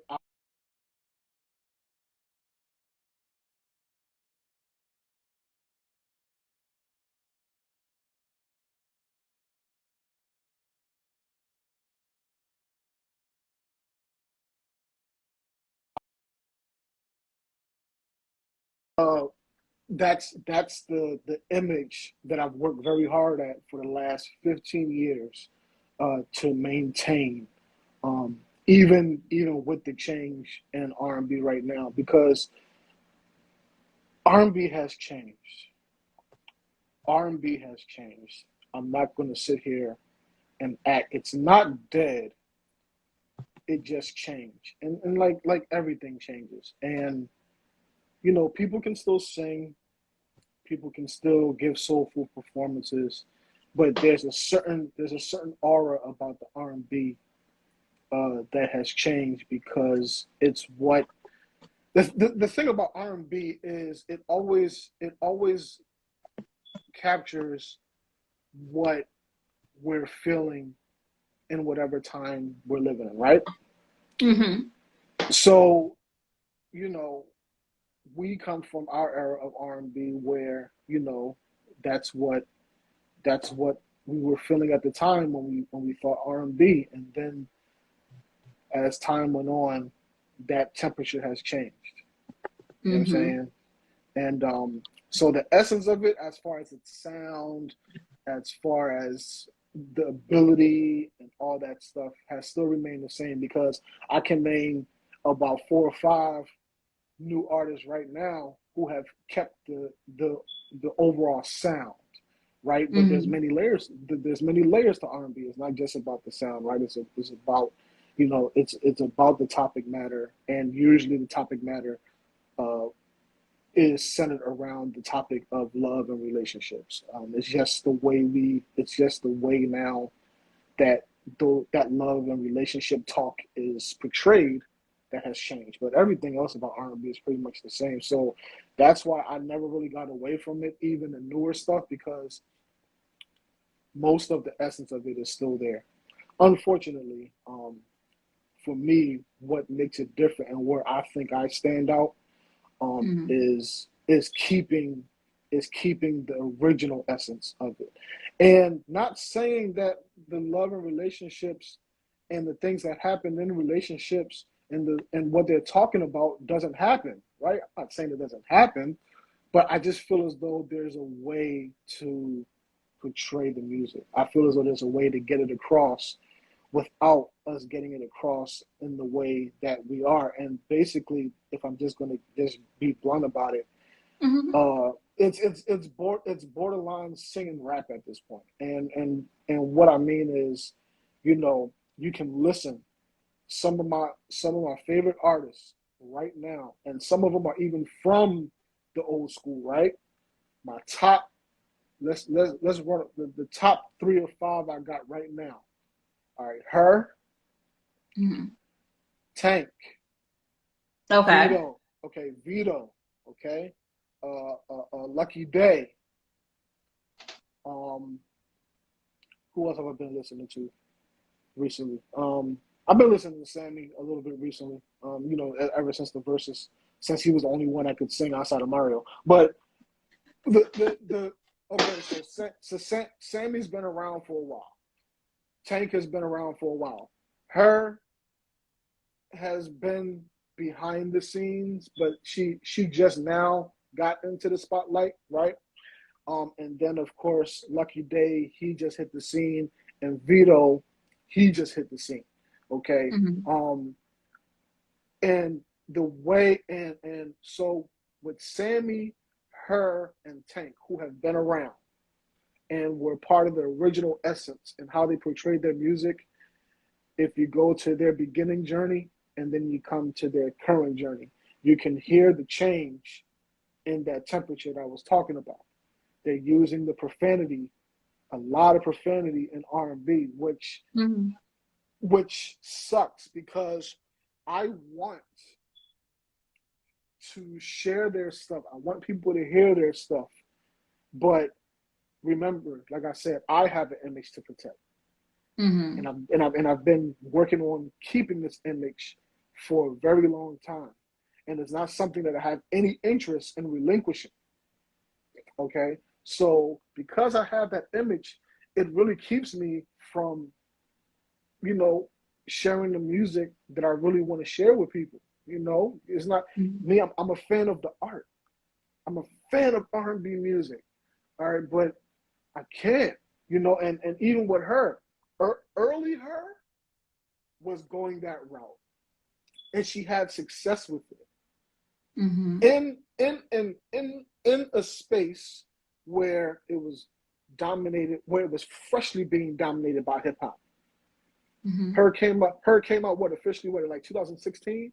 hip hop had officially taken up that mainstream space, and somehow she broke through. And the reason why I think she broke through is because she captured that original essence of R&B.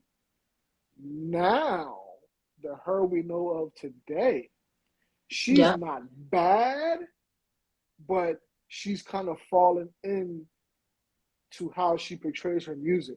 It was no cursing on her first couple of EPs whatsoever. None. I was able to share that music with people. Now, you know, I gotta listen. I gotta listen to the music first thoroughly before I decide, okay, you know. And like I said, like not only am I a certain way, but most people I know are that same way, right? So me, I can kind of bypass it. And part of the reason why I can kind of bypass it is because, you know, I was heavy in hip hop at one point when I was in high school, right? So I can bypass it because of that. Because believe it or not, I had a potty mouth at one point in my life. But once I made a decision to go the route I went, you know, it was like, all right, cool, this is what I'm doing. And so not only that, but the people I put around me, you know, all are respectable people, at least I believe, right? And so therefore, you know, like, even if I know that they may understand or whatever, at the same time, it's like, I can't really, you know, really enjoy it the way, because part of me enjoying it is being like, oh my gosh, this sounds so good, I gotta let somebody hear this, and then I send it to who I think will like it, you know what I'm saying? So that's where I think I can continue to be different in the regard of just making it respectable, because I talk about, it's not like I don't talk about, like, y'all can go down my catalog, right? You can go down my catalog. So what I get from your image and from, well, actually your brand, when I think of M. Will, I think of a distinguished gentleman who, you know, who is doing grown folks music, but still making it current so that everyone can listen to it. You get what I'm saying? And that's what I get from your album. That's what I got from your EP, from all of your cuts, is that you want to keep the classiness of the music alive too. See, like everyone wants to follow this trend. No one wants to keep it classy anymore. Everyone wants to go along with what's hot, what's popping right now. And it's okay to bring your music current. But like you said, it doesn't have to be profanity laced music. It doesn't have to have you talking about being sexual in every song. It doesn't have to be about that. You know, a lot of songs that I heard on your album is about getting that love back and being one with that person. Also talk about some real situations that happen with couples, as far as, you know, the difficulties with relationships sometimes, but how to bounce back from that. And nowadays it's like, if the relationship ain't going right, dump her, get a new one. Dump him, get a new one. On to the next. Deuces. You get what I'm saying? There's no working it out. Let's make this work. Let's discuss what the problem actually is and resolve it and move forward. And you know what? If we don't end up being together, that's okay. But at least we talked about our differences in this relationship and we can move on peacefully. And that's what we're missing in our music nowadays, is that connection to real life situations. Not everybody has a tumultuous breakup. Not everyone has a tumultuous relationship. There's people out there still very much in love. You get what I'm saying? But no one sings about that anymore, because that's not what sells the records. It's like love is like, I'm here, and drugs and sex is like, ain't nobody coming to see you, love. Like, like nobody's trying to see all that. Nobody's trying to hear about that right now. But I love the fact that your music makes me think, okay, R&B is still, it can still be classy and distinguished, and it can still have some type of decorum with it.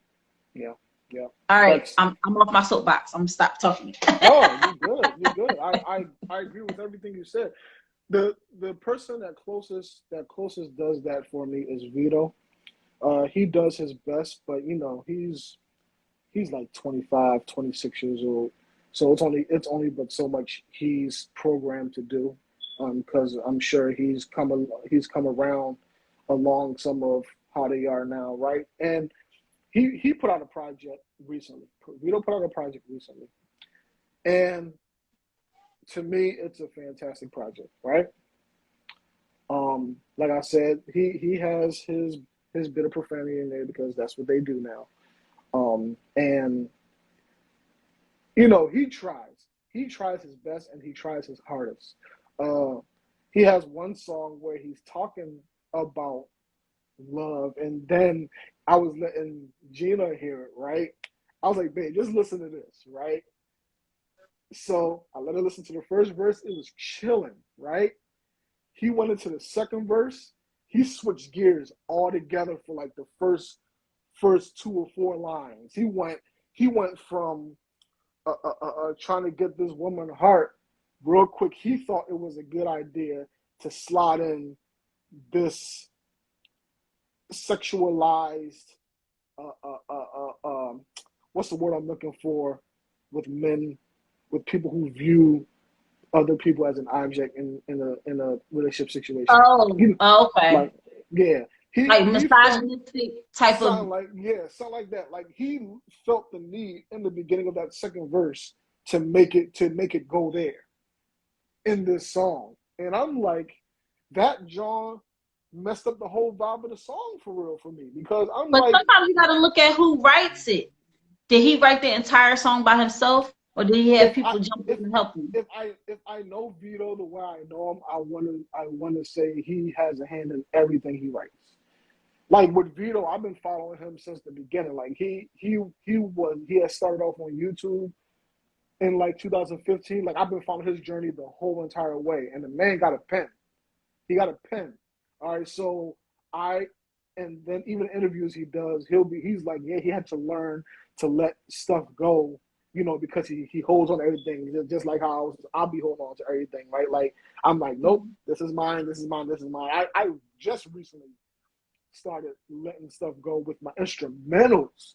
Not even my writing, just my instrumentals. I wanted all my instrumentals for myself. And during the pandemic, I was like, okay, I'm going to try to do this. And one of the reasons why I did it was because in 2019 was a fantastic gig year for me. I was doing show after show after show, and I was getting ready to double down in 2020. Think you good? I just You heard good? gunshot. That was a gunshot. Same thing around here, Crazy. But go ahead. but you good though. You want to say I'm spot? good. All Yeah, go ahead. Go ahead. right. Anyway, it's crazy around here, man. But anyway, so what was I saying? Talking gunshot. What was I just saying? What was I talking about? You was talking about Well, Vito, how you Vito. had a I was fast doing shows. career. Yeah, I was doing You shows. doing shows Yeah, at the show. right. So I was going to double down in 2020, and then after that, bam, the pandemic hit. So now I'm like, crap. Shows are over. Ain't nobody doing nothing right now. Okay, so what's the next thing? As you mentioned, I came out with topic of discussion, which was already in the works anyway. But I came up with topic of discussion. At that particular point, a lot of people were doing, like, the music artists were still doing their music, but now I believe 2020 is the birth year of the challenges. I honestly believe that because everybody was home and it was nothing to do. So, you know, the dance challenges or whatever challenges, but particularly the music challenges, And I remember one of the first challenges I did. Oh, Kevin Ross, freaking Kevin Ross, he embodies everything I dig about R&B. I'll share a Kevin Ross track in a minute. That man cold, and he classy. Yeah, and when you get the chance, go to check out Kevin Ross. He's from New Jersey, and actually he's cousins with one of my homies' Doesn't wife. he do those joints where he like has the multiple voices and everything? Yes, Yes. that's him. I already He follow cold. him. Yeah, he's really good. He cold, okay? And he keeps that essence, okay? Through and through. He hasn't changed, and I hope he doesn't change because he doesn't need to change, okay? And he was the first challenge that I did into the pandemic, along with some other things. And then what ended up happening was I was like, you know what? I went ahead and I was like, I'm gonna start trying to see how other ways I can make money. And that's when I made the decision to start selling some of my beats or leasing some of my beats. And it was tough because I'm like, you know, all my beats, if it actually makes it to the point where I render it, right? Like if it makes it to that point, as far as I'm concerned, I'm gonna use it, right? and I'm like, I got a bunch of beats sitting on my doggone laptop, and I'll make like beats for me. Making instrumentals for me is easy, right? It's a whole lot less time consuming than writing a song and composing a song and then recording the song and making sure you sing it the way it needs to be sung and doing a bunch of takes and all that stuff. Making an instrumental is so much easier than that, right? So like I'll be making beats, and you know I decided I have to get rid of something. I gotta see what's up. I gotta see what's happening, and so I get it. You know, like with people, you can really have a problem giving up stuff, and then you know, but you realize that it's a necessary thing. Like I know you've been writing for other people for a while now, you know, and it's like I know you know how that felt when you first started doing it. Where it's like, man, this is really good. Maybe I should use it for myself, you know. Because this is good. I know you have because some of the stuff that you let me hear, I'm like, yeah, that's good. And I know it's tough for you to give it up because I'm probably not doing it. I'm not there yet with on the songwriting side. On the songwriting side, I'm not there yet. You know what I'm saying? It's something I know has to happen. I'm trying to get there. But I'm not there yet. But I'll get there. I know I will. I know I'll get there. Well, I feel like you've gotten there. I feel that you are very successful in what you've been doing, and I want you to keep on pushing forward because the music that you have out here on your YouTube channel, out there Spotify streaming right now, y'all need to go and get his album Topic of Discussion. He has some music that he working on that he thinking of dropping very, very soon. Now So dig this, right? I was going to debut the song. I don't think you saw my text. I was going to debut the song, right? I've been working on that entire song since last month, right? And I got to it earlier today just to kind of clean it up. I hadn't touched it in almost about the same time, right? I did most of the work. Like I did the two verses and I did the chorus, right? So I was like, all right, I got that. I'm gonna go ahead. I'm gonna clean that up a little bit because I already started to clean it up. I was like, all right, I'm gonna go ahead and finish that up and clean that up and have it ready for tonight. And then I don't like it. Yeah, I don't like it. what? Yeah, and that's another thing. Another thing, I don't delete songs often. I don't. Usually, if I can get to a completed instrumental, 99 times out of 100, if I'm using that instrumental, a song is going to come out of it that I like. Or at the very worst, in most cases, it'll be a part of it that I don't like. It's very seldom that I listen to the whole song and be like, I don't like this song. that's what ended up happening earlier. So I had texted you. If you ain't want to debut on Think Different TV, just say that. Oh, no, I did. I really did. And I was like, yo, like I was sitting there, like mind you, this is all day. I was trying to force myself for the sake of the show tonight to like it. But as soon as I started hearing it, it was almost everything about the song. The way I attacked it, I felt as though I didn't attack it hard enough. And then the way it was flowing, I'm like, dang. I'm like, I actually made it. Well, you But know, it's only sometimes we make music that isn't for us. Do you no, believe but that? in my yes, I do believe that because I know sometimes I I fall victim to a particular trying to do something to a particular sound that's not really geared to what I know. And very few times I'm successful. Very few times, if at all, to be honest with you. So, but in this particular case, I still love the instrumental. The instrumental is fire. It's smooth. It's melodic. It's everything. It's everything I am, and it's everything that my music is.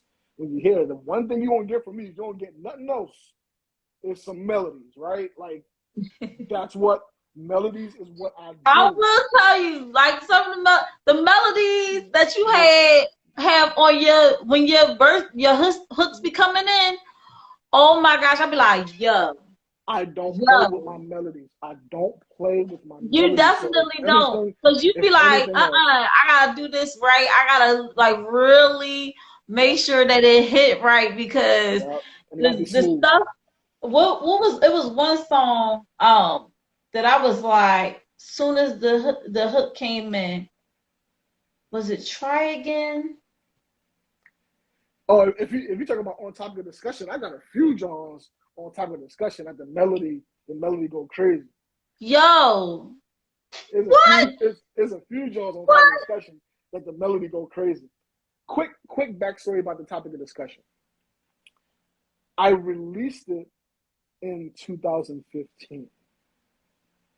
In 2015 was when I first got my equipment and when I first started delving into recording myself and engineering myself. First time.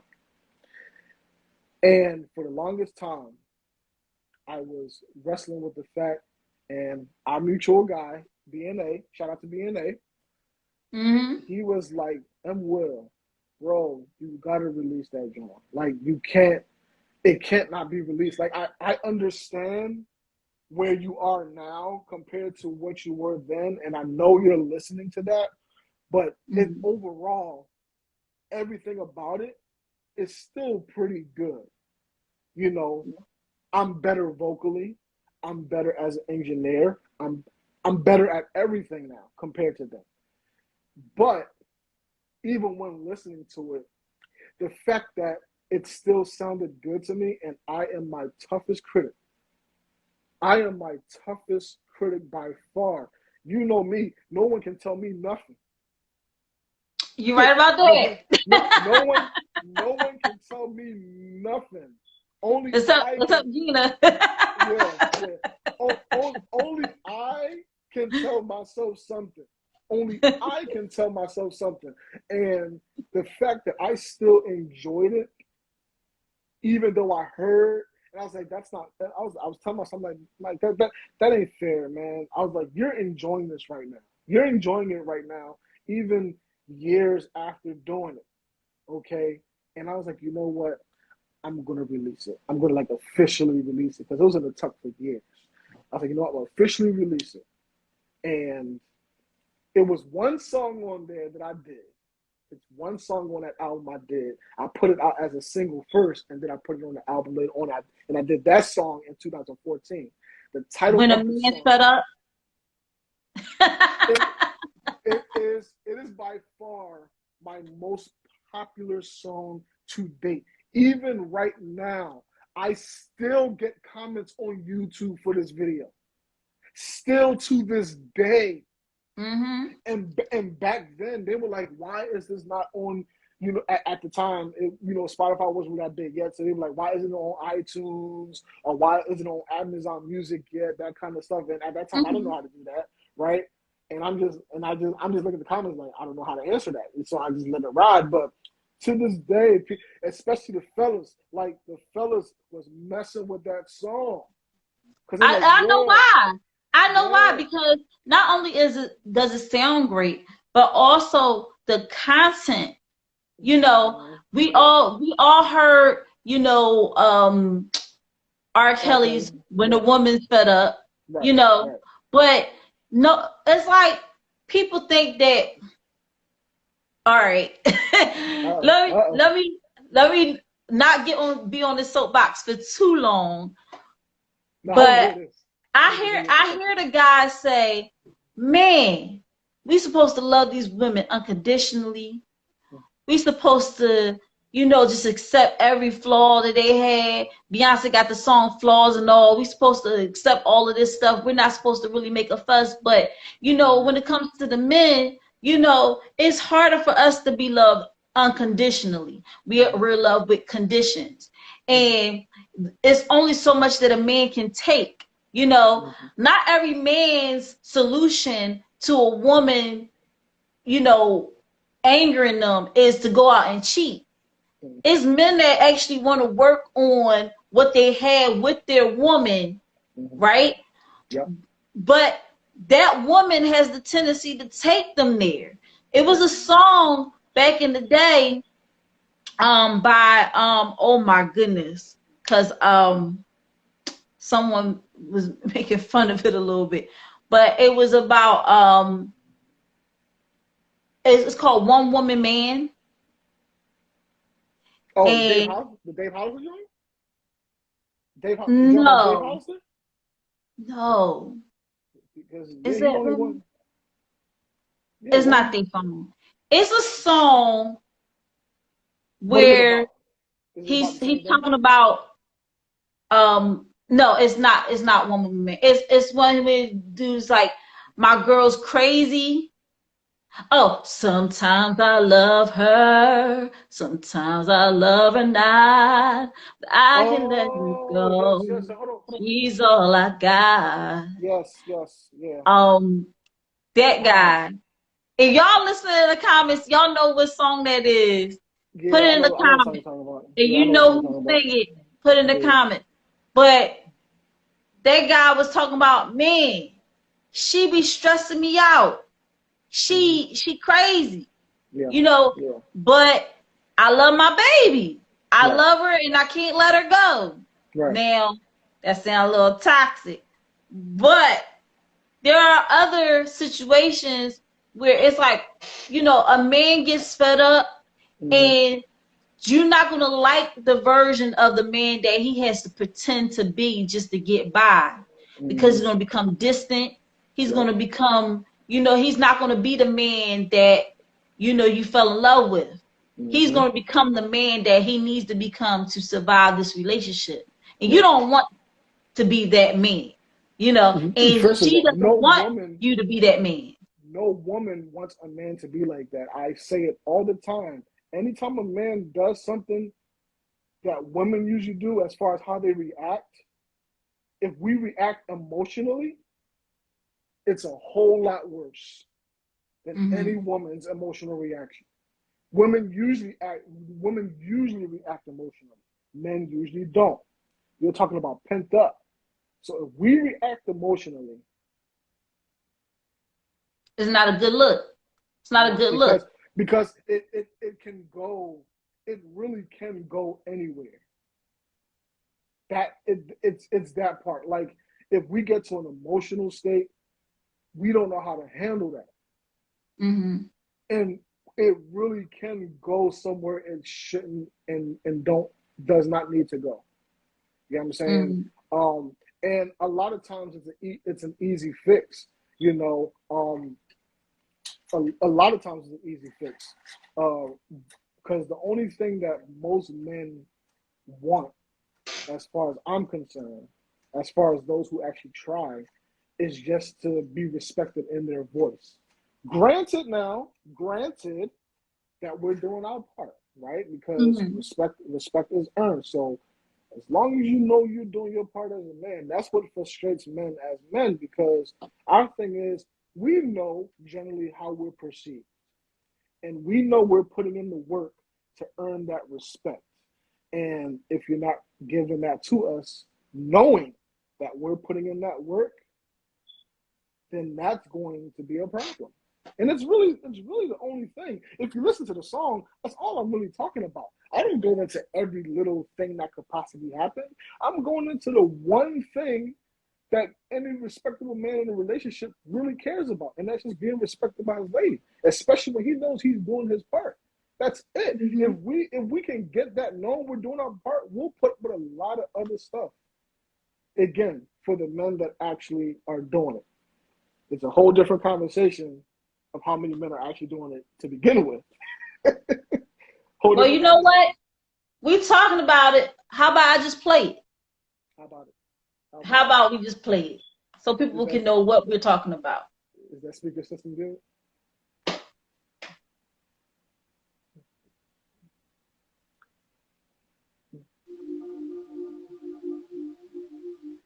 Yeah. The only number one I got. You used to abuse him with your words, but he would keep it moving. Every day, steady trying to, but he would end up losing. You want his back soon as he messes up, and he is taking notes. He ain't gonna say much when he's free from the floor. The point of walking out the door, 'cause we're the man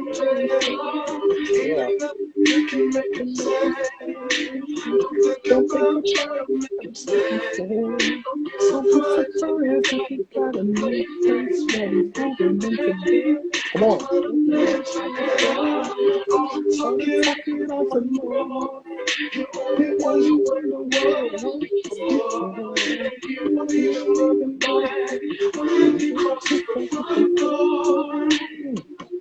Some women really get me getting messed up, thinking we gon' tolerate anything. If a man starts to feel like it's voice ain't heard, you might as well call that the enemy. That's it. What you very have feelings, but it still takes a lot to take a man there. So he's the one that I'll understand. He'll leave you right where you stand. Oh, you can make him understand. Don't think about trying to make it stand. Don't be surprised if you got a new taste that is moving today. All the talk it up to know. You want to wait for what goes before. If you don't even look back, we cross the door. Hey ladies, I gotta break it down to you. Hey ladies, we ain't gonna play around. It ain't a game. Hey ladies, I hope that you listen real close. Just get them right there. It's fucking talk. Will the heart goes cold? I'm telling you.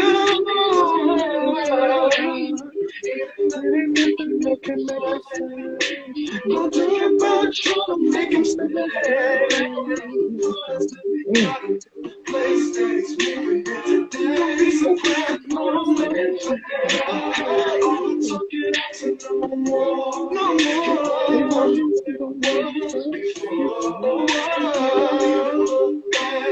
When he crosses the front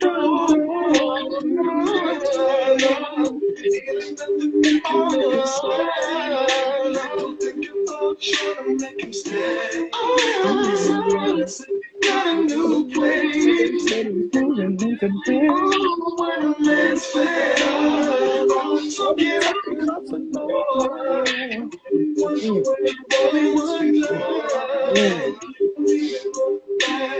When he crosses the front door, I'm trying to tell you. Oh,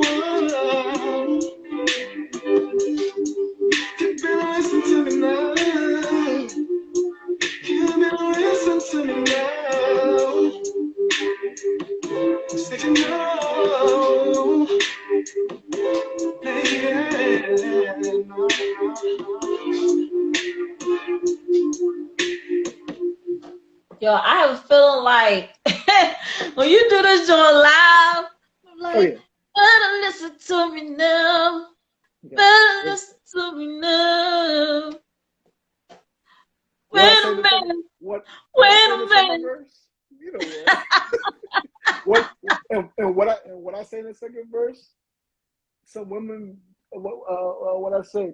So some women really got the game messed up, thinking we gonna tolerate anything. If a man starts to feel like his voice ain't heard, Yep. you might as well call it the end of things. That's basically all I'm saying in the song. Yep. If y'all don't take nothing else from the song, that's what it Yep. was. And a lot of people, especially my fellas, was feeling that joint. Like I put it up, and I didn't expect it to blow up the way it did, but it But did. it did. And even still to this day, But it's it did. it's And it do. it's yeah, it's crazy, man. And then like with the pandemic, my YouTube channel, like I've been posting a lot more to my YouTube channel, and just kind of seeing how that plays out. I don't think people realize how much of a gold mine YouTube is. Um, because first of all, I for one, if I had to put a daily number to my YouTube consumption, I would say I'm on YouTube for about a couple hours every day, like sporadically throughout the day. If I'm out working and I don't have nobody in that moment, I'm probably going to YouTube in that moment until I get somebody, right? Like, It's an addiction. That's how yeah, I get my like Judge you Judy fix. listen, what happens is when you do have that time and you're on YouTube and you kind of just going through a certain niche, like if you're on your comedy niche or you're on your music niche or you're on your sports niche or whatever, you'll just go down that rabbit hole. And sometimes, matter of fact, most times you end up finding people, right? And so because I've been putting out content, a lot more content, especially on my YouTube, my numbers are steady growing. It's to the point now where I don't have to post in 2 months, 3 months, and I'm still getting followers weekly. I'm still getting Mm. subscribers weekly. Like when I finally hit that 1K, which Oh was a yeah, I couple, see you got a 1.7K, a 07K. and mind you, it was just at 1.6. So on the studio app, on the YouTube studio app, once you reach the 1,000 mark, it's not going to register the new number until you get the next 10, right? So like it was at 1.6 for a minute, but in the app it shows you the actual number, and it was saying like 1,1067, 1,068. Once it reaches 70, then it translates into the actual YouTube app. It was at Mm. one. It was just at 68 yesterday. So that means Well, it's I guess I was 69. wasn't. You know what I'm saying? Because between yesterday and now I got 2 more subscribers, and I haven't posted a video in 3 weeks. You know what I'm saying? I posted one of the videos I did on my TikTok to my YouTube, and people commenting on that right now. They're like, the one chick, she went on there, she's like, I don't know how I got here, but I'm glad I did on my latest video. You know what I'm saying? Yeah, She because was going, it gets what you call? It it gets gets suggestions. suggested. Right. You're going down that rabbit hole. You know what I'm saying? Hmm. I don't think people really realize how much of a gold mine it is, because it's really not much effort. Like literally all you gotta do is just be consistent in posting. I have like 33 videos now. You know what I'm saying? And it's all kinds of different stuff. So no matter who you're listening to, there's a chance my video might get suggested to you. You know what I'm saying? There's a chance that that's going to happen. Like they're talking about TikTok and everything, and I'm like, man, I've been trying to figure that TikTok thing out for a minute. That's the only reason why I joined the platform in the first place. I don't know what to do. Like apparently there's a method or whatever, but I don't know how to use the on TikTok, so I just be posting at this point. I'm just like, listen, it's an extra platform. Even if my audience isn't that big, still it's an extra platform. I got an extra 2 eyeballs. Whatever, I'm gonna post, because at first I wasn't posting it because I'm like, it's not doing what everybody said it's supposed to be doing. After a while, I said, you know what, F it, because my YouTube and my Instagram are my go-to for my content. I'm like anything else. If I post on Facebook and I post on TikTok and whatever, if it catches some traction, so be it. But I'm not worried about that. I'm focused on the two that's working for me right now, which is this platform and YouTube. So like I'm gonna keep doing. I think with that. based on it all depends on what you want your influence to be and who, like what you do. Sometimes it determines what your strongest avenue would be when it comes to social media. Right. I found that TikTok is great for me in aspects where like I'm just going on there doing a few duets, and promoting my show. Right. And they have an awesome promotion. Like their promoting is off the charts. Like they're for the money you pay, they're gonna get you in front of some people. Gotcha. You get what I'm saying? They a lot of people. All right. So I will say that their algorithm and everything, all the stuff that's involved with promoting is intact. With Instagram is great for going live. I like going live on Instagram over going live on any other platform. But YouTube is good for that picture and being able to surf other things while you are on YouTube. You know, they're really good with that. So when my show switches platforms and is streaming on YouTube, people can be on Instagram and still be listening to my show, which is dope. The only thing, like I said, the only thing that they can't do is go on TikTok, because TikTok, when you on there, they want all your attention. They don't want you doing nothing else. You are on TikTok, you are sucked in, you are part of the family now. You're not getting out. Okay. So, and then Facebook is good for keeping those connections with those family members that's too afraid to be on any other platform. You know, like, I got a Facebook. I don't need nothing else. It's like, oh my gosh, Grandpa. Like, it's like TikTok. It's crazy because, like you said, like I've tried all that stuff, right? Like I've tried the collabs and all the other. I have not tried promoting with them. So I'll take your word for it. If you're telling me that their promotion is pretty good, then I'm $5. $5. All right. $5, $1 a day. I'm definitely going to try that out. But it's so like TikTok is so to me outside of promotion, like TikTok is so, I don't know, because like I said, I've tried the collabs with the popular posts, and I've tried a couple of like trendy dances or whatever. And it was at one point my TikTok numbers were in the double digits. I had posted like 7 or 8 videos, and it literally did not reach anywhere past double digits for each one of those videos. And I'm like, what's going on? I'm not understanding. Like, I'm doing everything, right? And then it seemed like after I complained, then it seemed like the numbers went into the triple digits finally. But even that, still triple digits, and then the triple digits were kind of fluctuating. So like some were like 300, others were like 100. The last video I did, which was like maybe a couple weeks ago, it wasn't even a trend. Is this one quintet called Vade? Yeah. And they do their little thing, and then people get to sing on it, right? Those videos, I did those videos recently, and they got like 200 plus views, right?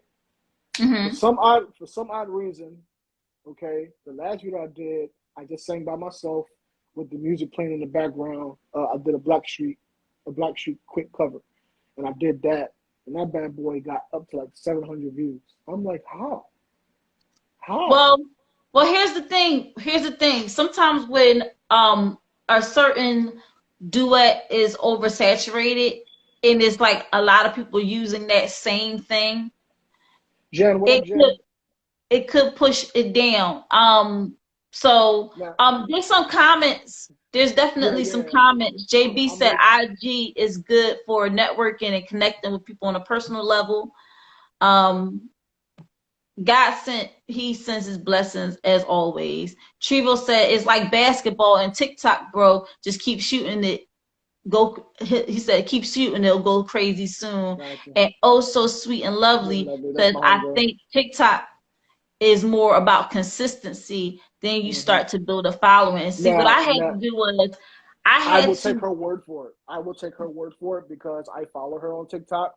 That's one of my old coworkers. We used to work together, and that's what she does. She posts just her random everyday life, but she posts a lot, and she has a pretty good following on there. You know, she doesn't even like all these people that get on there. They're like, yeah, you want to find your niche and this, that, and this stuff. She don't have a niche. She don't have a niche. Okay, she is one of the most random people on TikTok. Right? She'll be getting cheesesteaks. Then she's at a casting call with her sisters somewhere, and then she's taking her boys to football practice, and then she's doing a dance, and then, like, she's one of the most random people. But her following, she know. I'll be like, dang, I'm like, you a bit of a celebrity on this here TikTok. Yeah, one time I had a live where I was just making spaghetti. You know you random. Yeah, I was making spaghetti on a live, and it was so many people that jumped in just to watch me make spaghetti. I was just like, it's crazy. It's crazy. I'm like, wow, y'all really be it. Then some people was like, oh, mind you, I'm the only one in this house making spaghetti for myself, and it was like, did you really lick the spoon, put it back in the sauce? Yeah, cause it's only going in my belly. Like, I'm the only one here, you know. So I was like, I was like, but I can't believe I'm sitting here explaining myself to people that's just like sitting at home watching me. Like, I was like, y'all weird. But TikTok is definitely something. But let's get more into you, man. So we just played. It's like you keep trying to avoid talking about yourself. Like, this is your independent artist spotlight. Like, I don't understand why you're doing this, and Will, because like, do we have to go back to the days, the early days when I met you, and and Molly Mall, talking about you related to Charlie Wilson nephew. That was Charlie Wilson's nephew. Charlie Wilson's nephew, and then like. But I see, here's the thing. I see the growth because I remember you being on stage at Spitfire. And I remember how nervous you looked. And I could notice that because by that time, I was already singing at a lot of different open mics. What happened? I'm just answering somebody's question. Jay, you got to be following, you got to have 1,000 followers to be able to go live on TikTok. Oh, yeah. Oh, yeah. So I was like, he's so nervous. And I was just thinking like, yo. And I was like, oh, because I was once that person. But I went to the school of hard knocks. I was at Just Words. So we talk about like 100 people deep in the room, people on top of people trying to find seats, and then eating and smacking and eating and talking and stuff like that. And you really had to be able to command the room, right? But I feel like at Spitfire, you had a little bit more of a leeway. You was able to build a connection with the audience a little bit more because it was a smaller crowd, and it was one of those settings that people came to perform. You get what I'm saying? They came to perform. So you was like, came to see a performance. I'm sorry, came to see a show. So they was ready, they was prepared. And even though Just Words was the same way, it was like we had more people in the audience ready to get on than people ready to watch. You get what I'm saying? So it was like it was a different atmosphere. So when you was at Just Words, you commanded the room and you was able to like capture people's attention, and you're also capturing the attention of other artists. It's like, oh snap. So I see that he was like, oh, he's a little nervous, but you pulled through. You got that. You did that. Yeah. But then I saw your growth because then later on in time, you did a show at Worm Daddy's and you killed that joint. Yeah. So it was like, Yeah. you had that experience. You was able to grow on it. Your performance, your live performance has gotten a lot better. You're able to step away and step out of yourself. Because I think you was Yeah. thinking too much. You was like, I gotta do this, I gotta do this, I gotta hit all these notes, that. And you are much comfortable on stage, might I say, when you perform your own stuff. When you're not performing a cover song and you perform your own music, I feel like you're more comfortable. And that's what I really like to hear from you is more of your own stuff, because your stuff, your music should be on the radio. I Like, appreciate that. you get what I'm saying? So it's like, it's not like, oh man, this guy's just getting up there and he's just talking some nonsense. Like, you got fire instrumentals, then your vocals are crazy, your backgrounds is always on point. Like, it's nothing like, why isn't this guy doing more shows? Why is he, why is he not out on the radio? Why is he not? And the thing is that sometimes we be in our own head.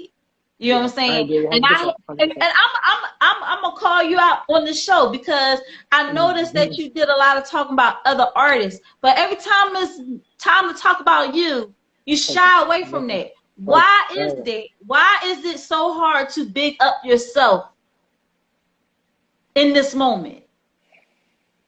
Because you be big up in yourself when we be on the phone, but for some reason right now you shy. You supposed to be showing off.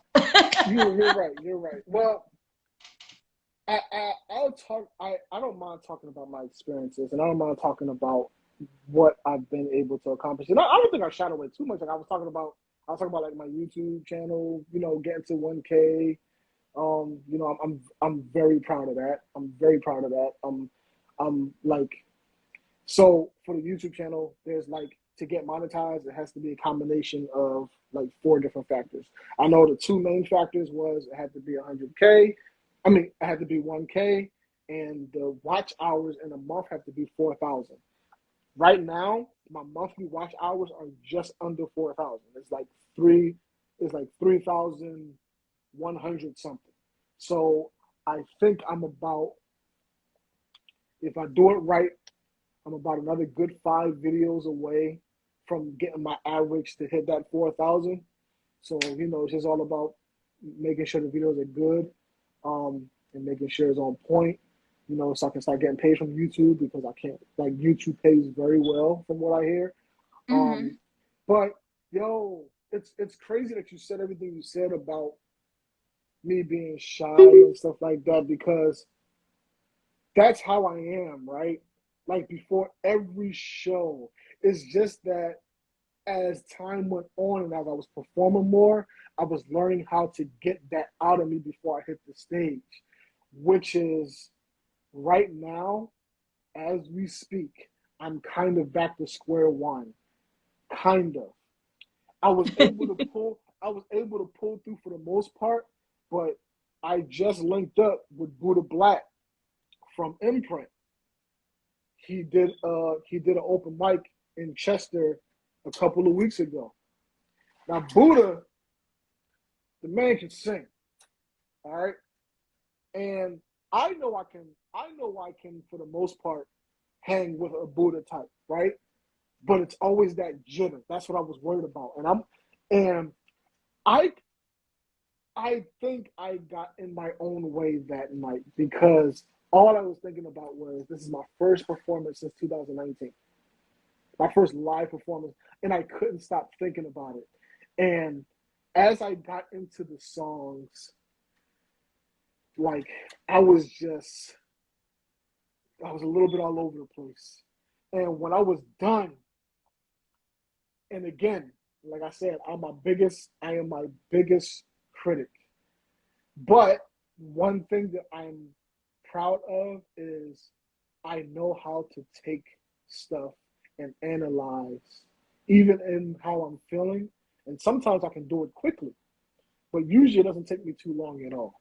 And in my disappointment, because it stayed with me for like that whole weekend, that show was on a Friday. And I think I finally got over it like by that Tuesday, the following Tuesday. It stayed with me the whole entire weekend.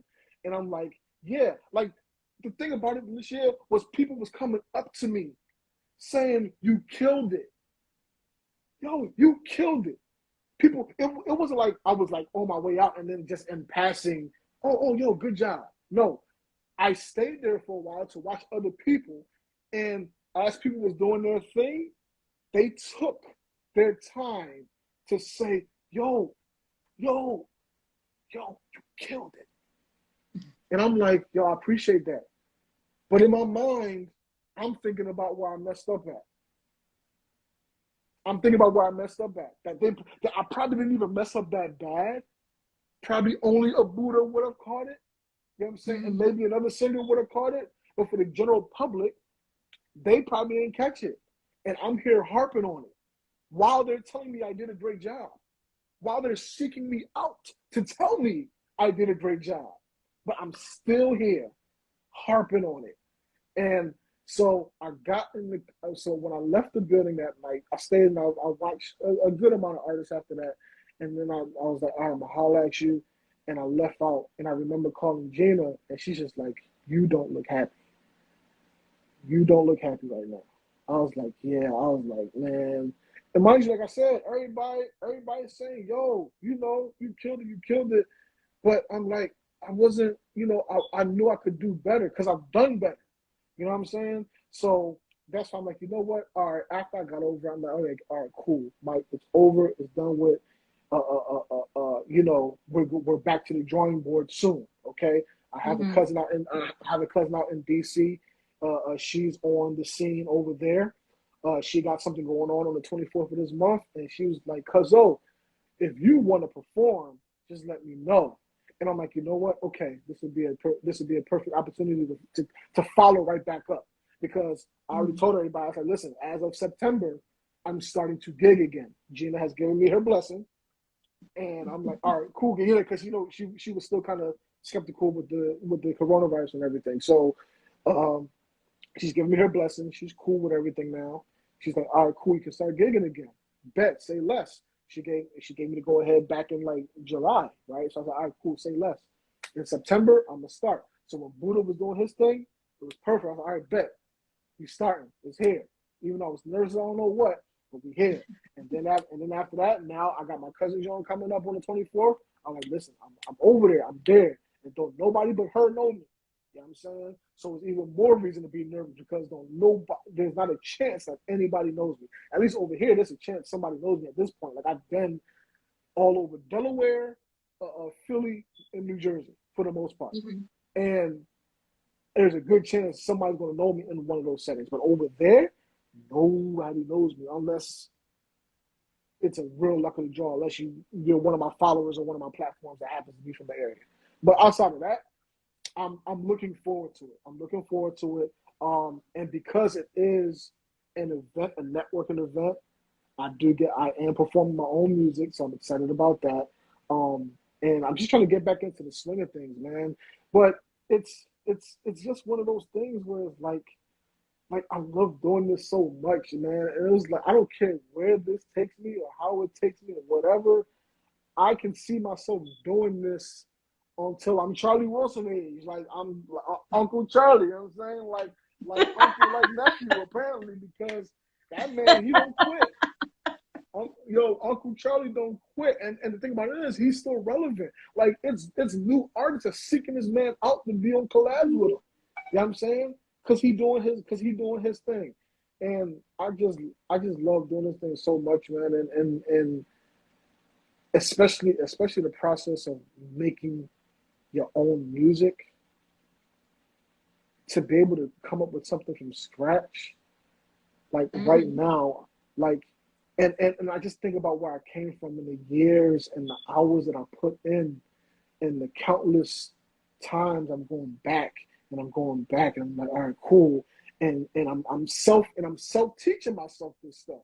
You know what I'm saying? Like, I'm comparing myself to the people. Like, I have no shame, and because artist development is no longer there for us. We got to develop ourselves, okay? Like these labels, I was just watching LaToya Luckett on the R&B Money podcast with Tank and Jay Valentine, and she was talking about how they were practicing and rehearsing for 4 years before they even got their first deal.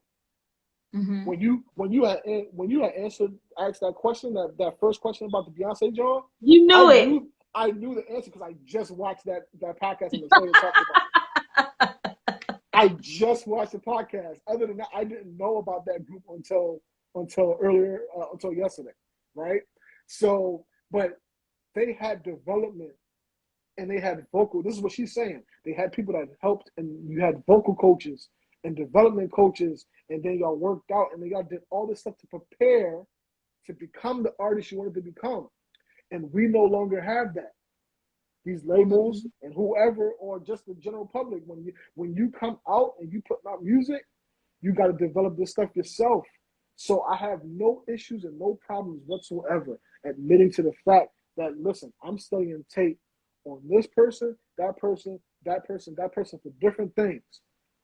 On the And song, just to clarify, really quickly, just to clarify, when you say do it on your own, it's not necessarily that you have to do the artist development on your own, like, but find the tools and stuff like that. There's people that will help you, but the labels they no longer factor that in their budget for the development of artists. They say you pay for that out of your pocket. You want to get vocal coaches, you want to get people to help develop you that way. That's your prerogative. You can go ahead and do that, but you're going to be doing it with your own money. You know, what we're going to do is we're going to pay for the distribution. We're going to pay for this. We're going to pay for that. Like when you're already established artist, and we're going to do all that, but we're not going to pay for anything that develops you as an artist, which this tells you that they don't want the polished artists that they had of the 60s. And because I actually watched the video Melba Moore posted on her page of the Diana Ross and the Supremes, and how polished they were, how they would be in the studios rehearsing day after day, night after night, you know, getting fitted for their clothing, practicing their dance moves, being on point in that way. So when they hit the stage, there was no lip syncing. There wasn't none of that. You get what I'm saying? It was like raw vocals, raw talent all day long. You get what I'm saying? They didn't have a bunch of background dancers behind them. Oh no. They was the dancers. They was the singers. So I totally understand where you're coming from when you say that they no longer provide artist development because they want you to be that. Either you gotta have a crazy personality, a crazy image. Then they're like, okay, we can work with that, because and then if you do music, then okay, but we're gonna build you based on your image, not your actual talent and what you know, your singing ability or your rapping ability or anything like that. And then if you're crazy talented, yeah, we're gonna do that. But you know what? If you're a woman, let's you know, if you are shapely and have a body we can work with, that's another thing where we're pushing the image instead of pushing the talent and the gift that you have. So I will say this about you, man. Like, you definitely bring it when you perform. You bring it when you record. Listen, y'all, I've been in the studio with Will. He does not play. Okay? He does not play. You cannot be flat. You cannot be sharp. You can, you know, you can come in with your idea being one way. You want to do all of the harmonies and everything like that. He gonna be like, listen, we gonna do it like this because what you're doing is basic. We want you to be, but working with someone like Will, he pushes you to be the best at what you do. You know, and you need those type of people in your corner that will tell you, listen, that was cool and all, but let's try it this way. But actually with Will, you don't have a choice. You're just gonna have to do it that way. And then if if he doesn't like it, then he'd be like, all right, let's try your way again. Let me see. Maybe I went a little, okay, we're going to listen. Okay, then we're going to implement, we're going to compromise now. But we definitely got to do it my way. It's like, no, I'm just playing. But it's absolutely a joy to be working with M. Will sometimes because, like I said, he pushes you to be a better vocalist even because he got vocals, y'all. He ain't one of these people that just do out, shoot out, and then put a bunch of auto tune in. Ain't no auto tune on his songs. Let me Yeah, tell you something. he don't like it. He don't like it. His straight up saying it sounds like there's a little bit of auto tune in there. He's not really singing for real, for real. Like that's not singing for real, for real. You know, he from the old school. You gotta come with them pipes, all right? Like I was like when I went and I was like I can't be fudging nothing. I gotta sing full voice, everything. See, with your doggone voice, you actually made me better. And as far as like how I record, because you know everybody doesn't have the same kind of voice, right? So you know, like how I record my voice, how I recorded a person like your voice, totally different. But it made me better though. It did make me better. I've lost. No, I won't say I've lost friends in the studio. I will say they never hit me up again. Yeah. We're still cool, but they'll hit me up initially and will, you know, listen, if I could get in there, you know, and he's like, you know, maybe some old high school friends or one of the many people I know can sing. And I'm like, yeah, come on through. You know what I'm saying? And then when they get in there, like you know, I'm gonna be like, all right, so on and so forth. And I'm gonna listen. I'm going to give you what I believe is to be my take. I will always preface it with, look, it's just me, right? I will always preface it with that, but I'm gonna let you know, especially. Now, if I don't know how you are, it's different. But the only people I've worked with that I don't know how they are rappers, right? If I don't think you're a good singer or a good artist on the singing side, in any way, shape, or form, but you're one of my people, you know, I'll probably made something up. I probably did. And if y'all watching this, I'm sorry, but. You know, I probably made something up like, yeah, probably not, you know, but you know, like it's I'm not about to come tell you, hey, you know, because my thing is, I'm not charging you, right? I'm not charging you to come in here, so you know, I'm not gonna waste your time, I'm not gonna waste my time, right? Like if I'm gonna do it, I wanna make sure that there's something that we can work with. You know what I'm saying? So a lot of times, these are people I know. These are people I've heard sing, and everybody that I've worked with is at least a raw talent. At the very least, a raw talent. That raw talent doesn't always translate to the booth, especially if you're not used to the booth. To be in a booth is completely different. You know what I'm saying? To be a studio singer, some people can get on the karaoke mic and kill a song, but when it's time to sing your own stuff.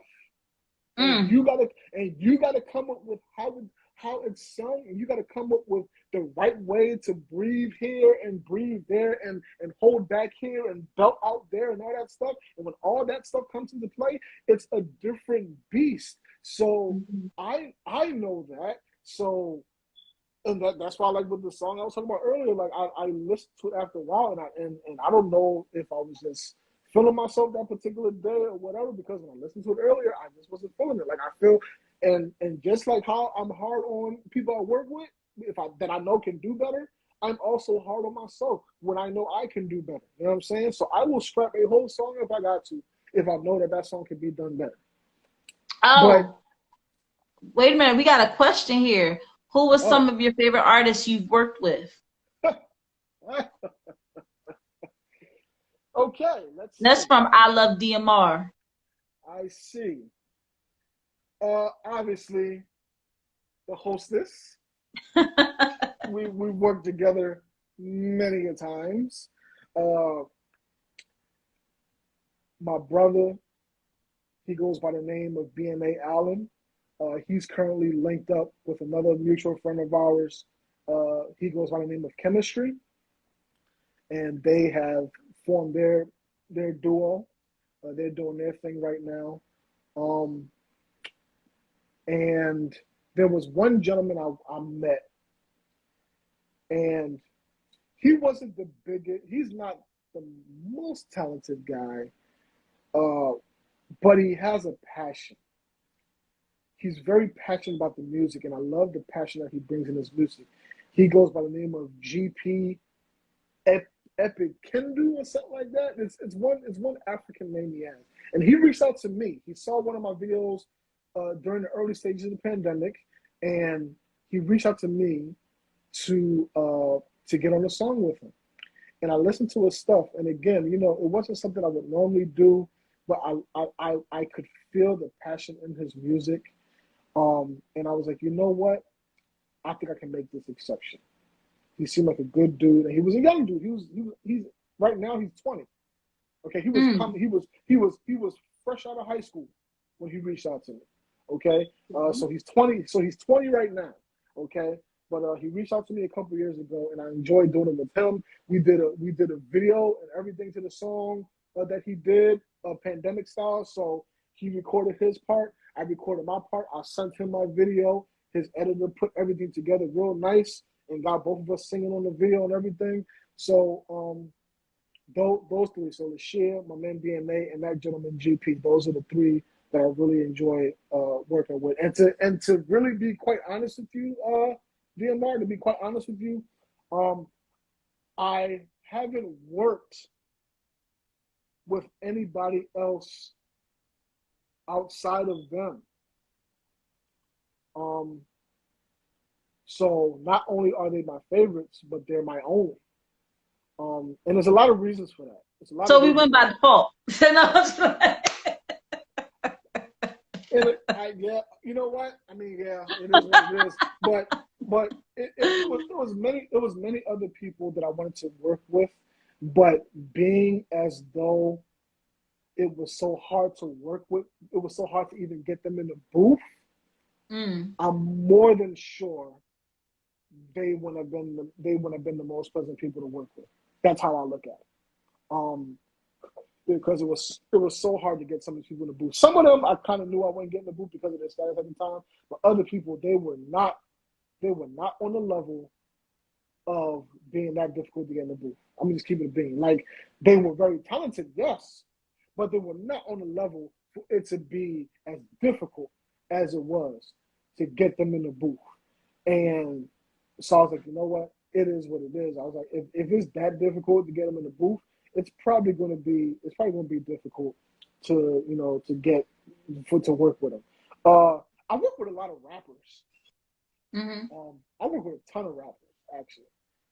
They asked me to come into the studio and sing a hook, and some of them even like my vocals so much that they'll give me a verse, or they'll tell me to write something for the bridge, and then a couple of them even say, "Yo, I want you to just take over the whole second half of the song." Like, I thought it was the feature, not and you know what I'm saying? But they was messing with my style that much. You know what I'm saying? Like leading up to the pandemic, yeah, I dealt with a lot of rappers. I dealt with a lot of rappers who wanted me on their tracks, and so when you can get rappers that want you on their tracks, man, I think that says a lot. And I had good times with them, man. I had good times with them, but the R&B scene always going to reign supreme for me. So anything R&B is always going to be on my top. And speaking of R&B, I gotta play this other song of yours that I love. I was playing it at the beginning of the show actually, but all right. So Right Away, I love Right Away. So I'm gonna play this real quick. Just give like the first verse and the melody. Give the first verse and the melody. Again, y'all, make sure y'all go and y'all check out And Will, he has music streaming right now. Topic of discussion is streaming. Is For the Love of Love song streaming as well Yeah, all of it. on All major of it. platforms? Yeah, Everything it's is all there. streaming on all major Everything. platforms. Y'all gotta check out his music because it is the bizarre. But on his YouTube channel, he does have a lot of covers that he does. Especially when he has male perspectives on certain songs. Uh, I but I appreciate it, want man. to really Appreciate that, jump man. into the song, and I don't know why it's not. Yeah, right Here away. it is. Listen, Here it is. when I Here it once I is. get it right away, I gained some fans on that one. There go my melody. There go my melody. And I'll be harmonizing with it too. I'm sorry. I can't help it. Don't act like you don't know the deal, baby. I can tell the way you look me up and down. You can spot the fake from the real, baby. And looking to give you the runaround. Come and tell me how you really feel, baby. I'm talking no phone, checking good conversation. Is it in the plans, baby? Can I be in those plans lately? I need your love right away. Ready to do but whatever it takes. I need your love right away. Yeah. I need your love right away. Not enough minute leads to waste. I need your love right away. Right away. It's not a lot of pressure. I ain't never one of those guys who can't take a hit when I need to it up. Yeah.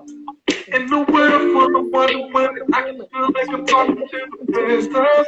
Yeah. And I know that you don't need no help. I really wanna be the one to stand by. Cause baby, it's something special. Yeah. Right away. Ready to do whatever it takes. Right away. Baby, run away, baby. Right away. Not enough minutes. I need to love right away. Oh, right away. You will never, never, ever feel me play so. Even though I may be easy, man, you are put whatever on hold. Just give me a word, that's what you deserve, man. Yeah. I don't care how much it takes for me to have you, baby. I need your love all the way. Ready to do but whatever it takes. I matter how long you go away. Need you right away, baby. Right away, girl. Needs to waste. I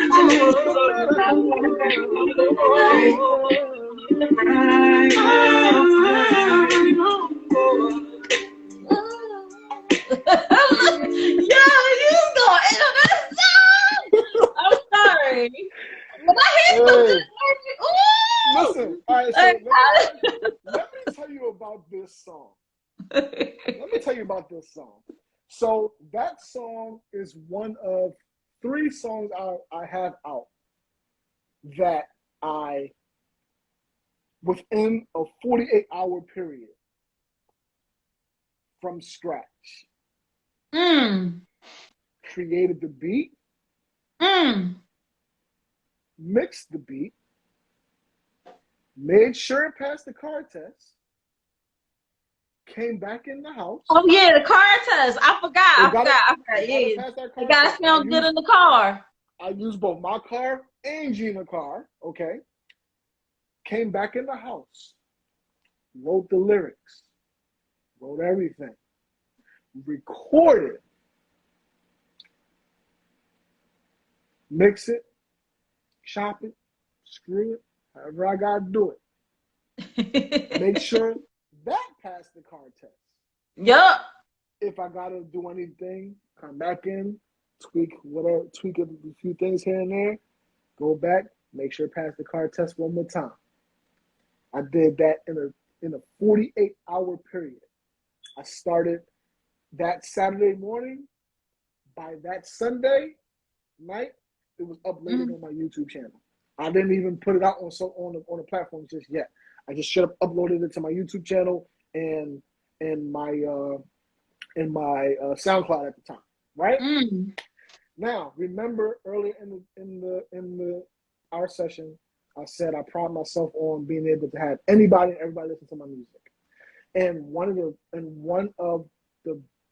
one of my most prideful things is I can check my Spotify for artists, and I can check my YouTube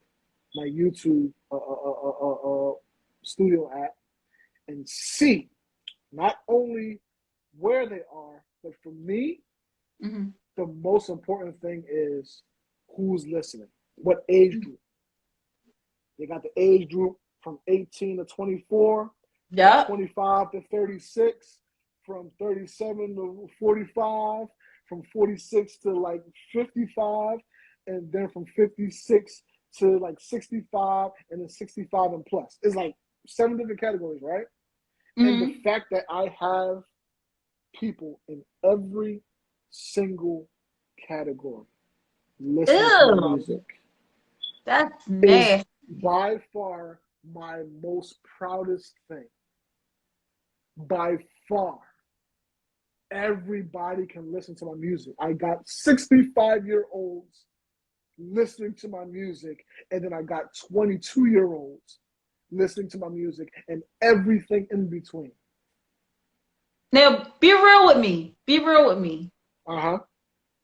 Let's say Joe hears that song and says he wants to buy it from you. He wants that to be. Here, sir. Here. He's like, I'm not in love with it that much. I'm gonna. Listen. He's like, I'm gonna. What? How much you gonna pay me? It will be an honor, sir. Whatever the king want, I will have it taken down. Okay. I don't care. You want that, Joe?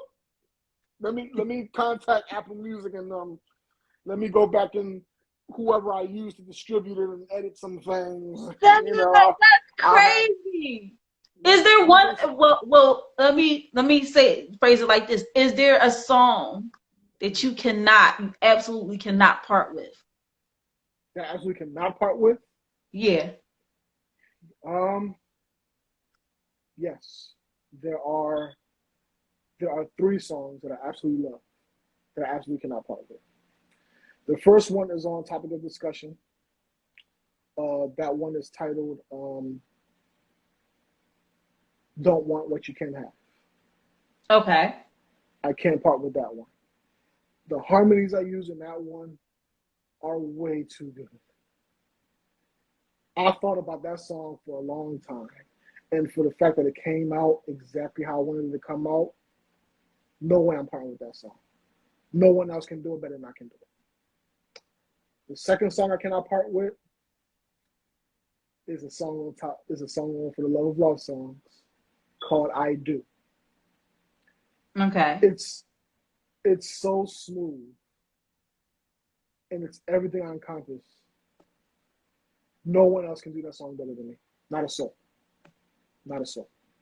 And then the final one I can't part with is my most recent release.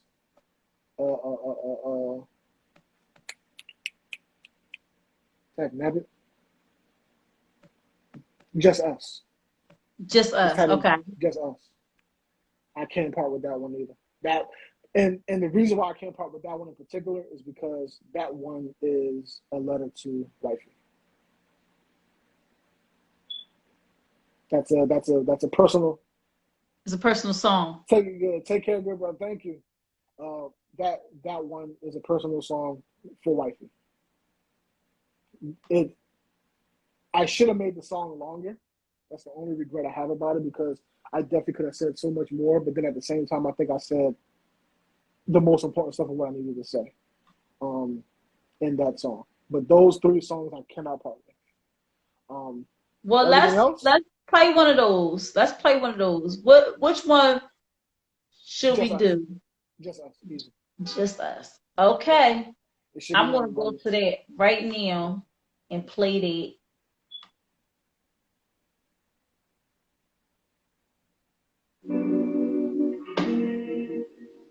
My baby. This song right here. I love this song. I love this song. Now I know as the time goes on, you gon' hear a few things. Some true, some not. But that don't change what you and I mean. I just wanna know if you got me the way I got you. Don't let the she say cloud you. They should never give you reason to doubt who's been in your corner. What happened with me in the past? I don't care at all. I couldn't care less about it if it ain't about you and me. I ain't involved, and I'ma keep telling you, baby, it's just love. It's just love. It's just love. Said it's just love. I can't help it if they still feel some type of way after so long. They say time heals on. I guess for some the wounds will never be good. I need you to know that I love you. You're a blessing. There's a reason that it's you in my presence. Since day one, you have proven that you've been in my corner. What happened with me in the past? I don't care at all. I couldn't care less about it if it ain't about you and me. I ain't involved, and I'ma keep on telling you, baby. It's just love. Oh, it's just love. It's just love. It's just Mm. Ew, then the B at the end. Oh, I'm telling you, like y'all gotta go check out M Will. His music is streaming on all major platforms. I don't He be is playing out here in the amazing. streets. Make sure you go and check him out on YouTube. He is on TikTok. He is here on IG. I'm He had a everywhere. lot of things going on. I'm everywhere. Real quick, and Will, can you give out a word of encouragement, some advice to other artists who are up and coming who want to do what you do? Like I guess they consider us like veterans in the game, Yeah, like how about it? like How about it? up and coming producers, singers. Any words of advice?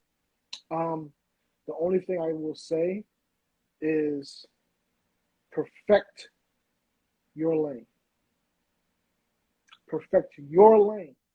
Mm-hmm. Don't worry if don't worry if someone else doesn't like what you're doing.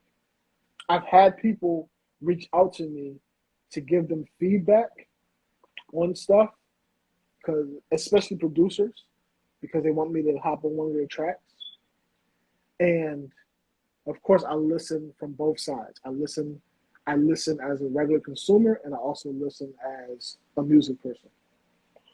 So, and I keep it 100 with them. I'll tell them, listen, it's not really my style. I give them the reason, so on and so forth. But if I hear potential, or if I hear that it's great, I'll let you know that, because I can tell you that something is good without it necessarily being my style. Because Mm-hmm. I'm at that point now. Like I've been on that side of music so long now that I can do that without it having to be liked personally. You know what I'm saying? And I Mm-hmm. told everybody all the time, you just make sure you perfect what you're doing, especially if it's good. You make sure you perfect what Absolutely. it's doing, because when you perfect what it is you're doing, the right the people who are going to gravitate to it will gravitate to it. And I had to Absolutely. talk, and I had to tell myself that too. I want to I want to have a powerful voice like Teddy Pendergrass. You know what I'm saying? I want to be able to growl in the mic sometimes, because I like that stuff. I grew up on Mm-hmm. that stuff, but that's not who I am. My voice is not like that. You know what I'm saying? Mm-hmm. I've been able to train my voice to do better, Mm-hmm. but I'll never be a Teddy Pendergrass. I'll never be a Gerald Levert. I'll never be a Johnny Gill. You know what I'm saying? Those people who can, who can give you that smooth but then turn on that growl. You know what I'm saying? I'll never be that person, but it's okay. Mm-hmm. Songs like and we got away from it real quick. Songs like Right Away proved that to me.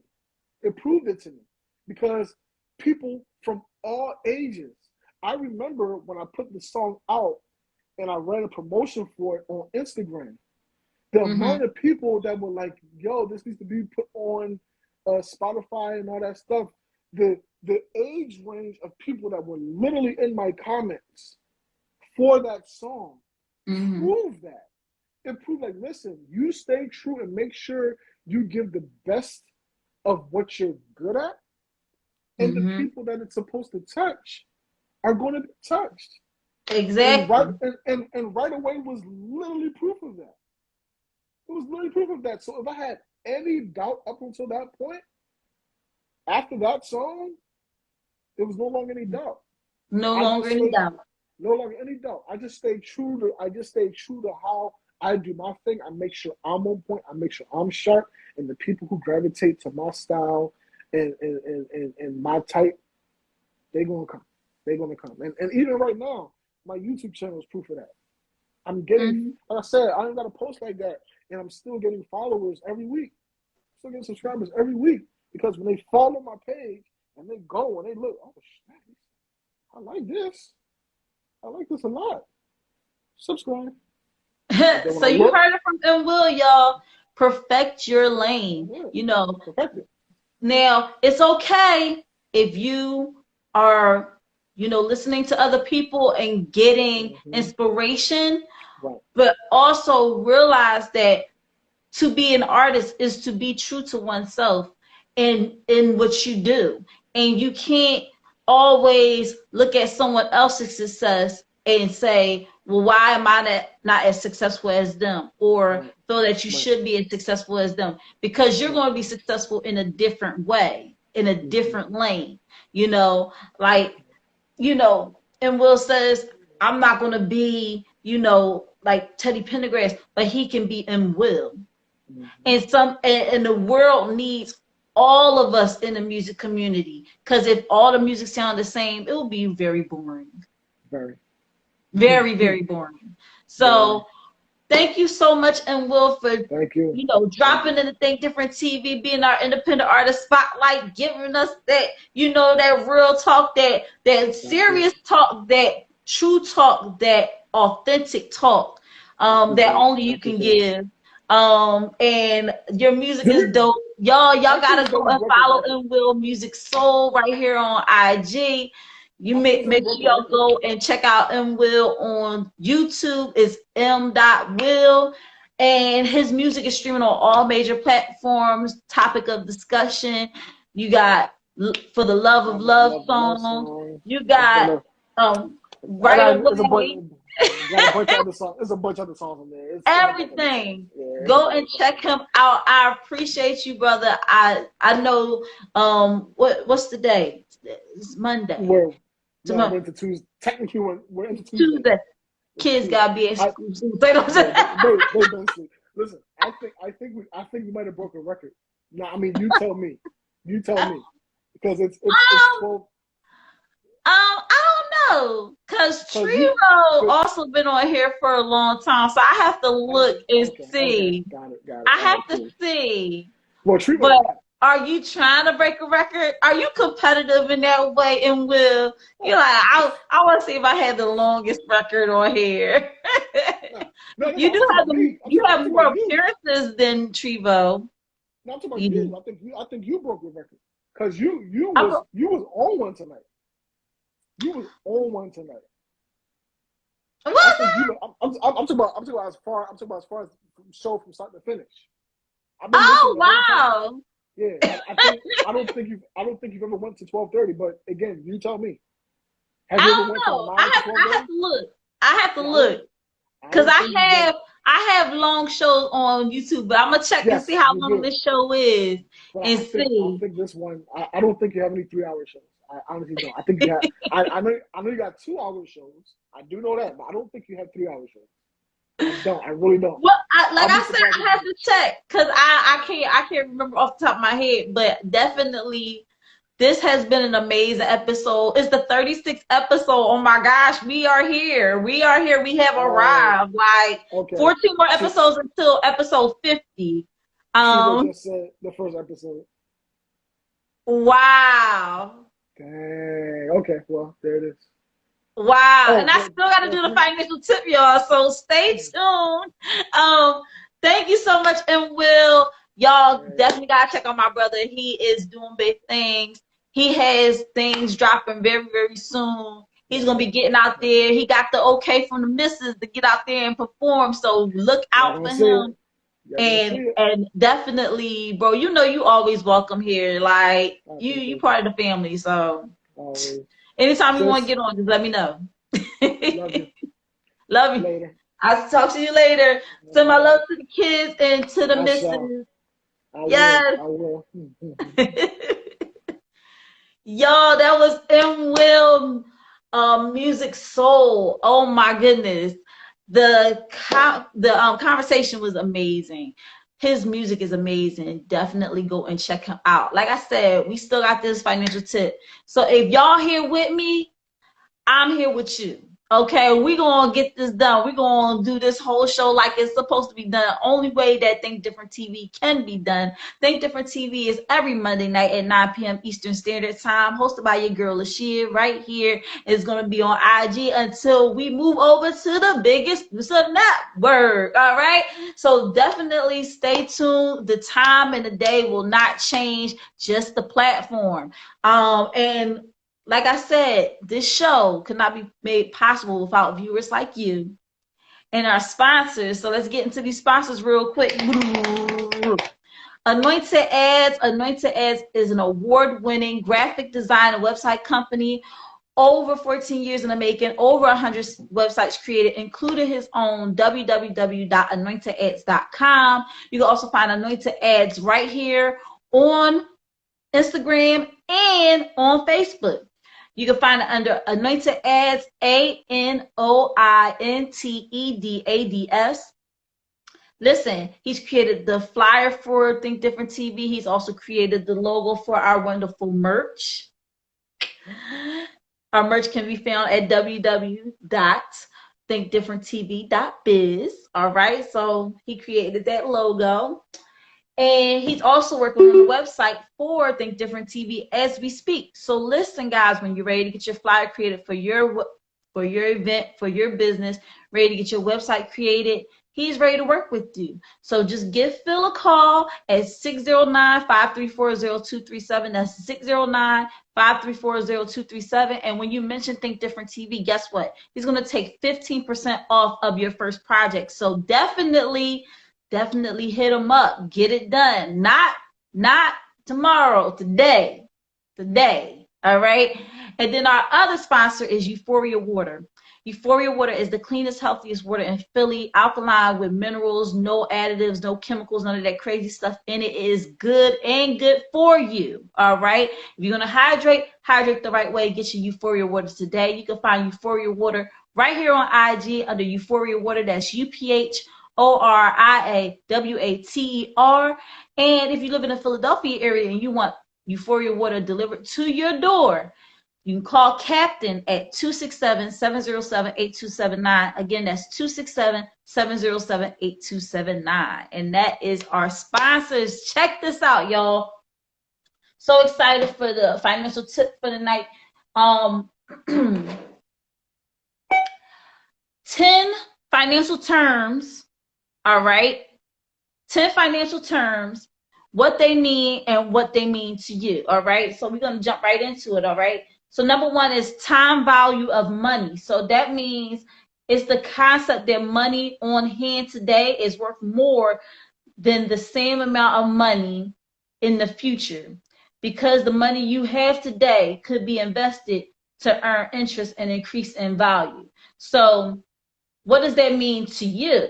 So now we all know about inflation, right? I think that's one of the other terms. I think it is the second term, right? So as time goes on, money is losing value, right? So at this point in time, you invest your money and it grows. The thing about it is that it has more value now than it will have in the future. So if you invest now, you're investing money that has more value than what it would have in the future. So take $100, right? Let's say it's going to be worth $50 in the future. But if you invest it now and you make a good $500, let's say in the future, that money is still going to be worth.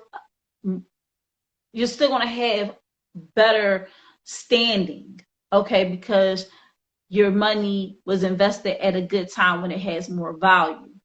It's kind of like in the past, you know how they always say like, oh yeah, something that was like 25 cents, and then they do the calculations and they say, oh, 25 cents. Well, today it will be like 20 something dollars, $50. You know, it works for you to invest your money when the value of the dollar is higher than when it's lower. So that's what that means. Number 2, inflation. Inflation reflects any overall upward movement in the price of consumer goods and services, and is usually associated with the loss of purchasing power over time. And why is it important? And just to address the source is Riemann.com. Why is it important? Because inflation generally pushes the cost of goods and services higher, right? It pushes it higher. And any estimate of how much you'll need in the future, for example, how much you'll need to save for retirement, should take into account the potential impact of inflation. So I talk about that a lot when I talk about your doing your financial needs analysis and learning what your financial independence number is. Your financial independence number is the amount of money you will need in the future to successfully fire your boss and live out the rest of your days and everything like that. And it takes into account inflation in the interim, because you have to know that, all right, I can save up $1 million right now, but that $1 million is not going to have the same purchasing power that it does today. It won't have the same purchasing power in the future that it has today. So you have to take that into account. So it's good to know about inflation and know the percentage. And is right now it's 3%. And so you have to be very aware of that when you're saving up your money for retirement. Retirement, again, is not an age, it's a dollar amount that you have to save up to live out the rest of your days and fire your boss. So you don't want to be one of those people that says, oh, well, I have a 401k. When I retire, I can cash that in, and your 401k is like maybe $100,000. I'm being generous. Maybe it's $100,000, right? But then by the time you retire, that $100,000 is not going to be worth the amount it was worth when you first started working. So typically people, they'll work a job for like 25 years, right? And they'll say, oh, well, you know, they think that $100,000 is a lot of money, but as the years go on, the price of things, the cost of living goes up, and then the value of your money is going down because you don't have as much purchasing power. So that's what inflation is. Number 3, volatility is a measure of the rate at which the price of a security moves up and down.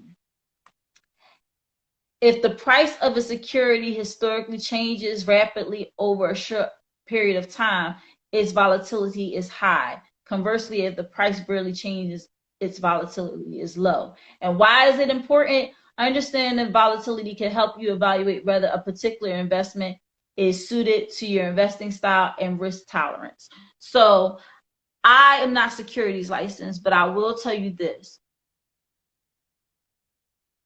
When it comes to volatility, people who tend to be more conservative in their investing, they like to invest in stuff that is not going to change that much over time.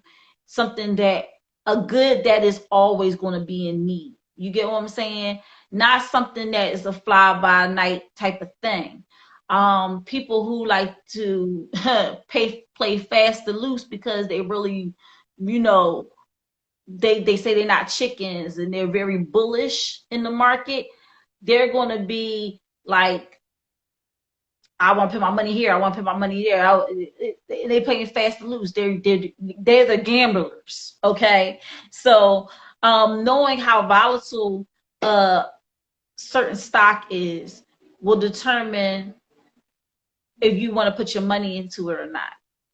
And if you are conservative, if it's too volatile, then you're going to be like, if the volatility is high, then you're going to be like, I might want to stray away from that. But if the volatility is low, then you're like, okay, I might want to invest my money into it. So when you're sitting down with your financial advisor, not financial coach, but your financial advisor, who is securities licensed, and they sit down with you and they talk to you about all the possible things you can invest in, you know, determine first if you're a conservative or if you're someone who is very liberal with your money. I'm not talking about political parties. I'm talking about with your money. So just determine, like, am I conservative with my money?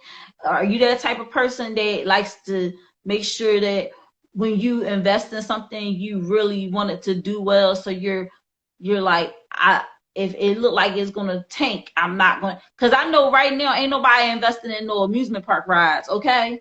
Because they too daggone volatile. All right. Yeah, you know, I can see amusement park stock, if there is any, going down because of how amusement park rides have been breaking down and all this crazy stuff. So listen, and then you also got to pay attention to what's going on around you. We'll talk about that later. But asset allocation. So asset allocation means spreading investments over a variety of asset categories, such as equities, cash, bonds, etc. Why is this important? All right. How you allocate your assets depend on a number of factors, including your risk tolerance and your desired return.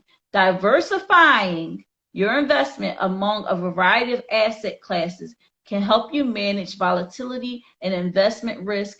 Asset allocation and diversification do not guarantee a profit or protect against investment loss. So that's that. Like, they just want to reiterate that. What's up, Logic 613? Thank you for joining Think Different TV. What's up, Marianne Peterson? Thank you for joining Think Different TV. So you really want to, like they said, they want you to diversify. You want to diversify where you have your money going. All right.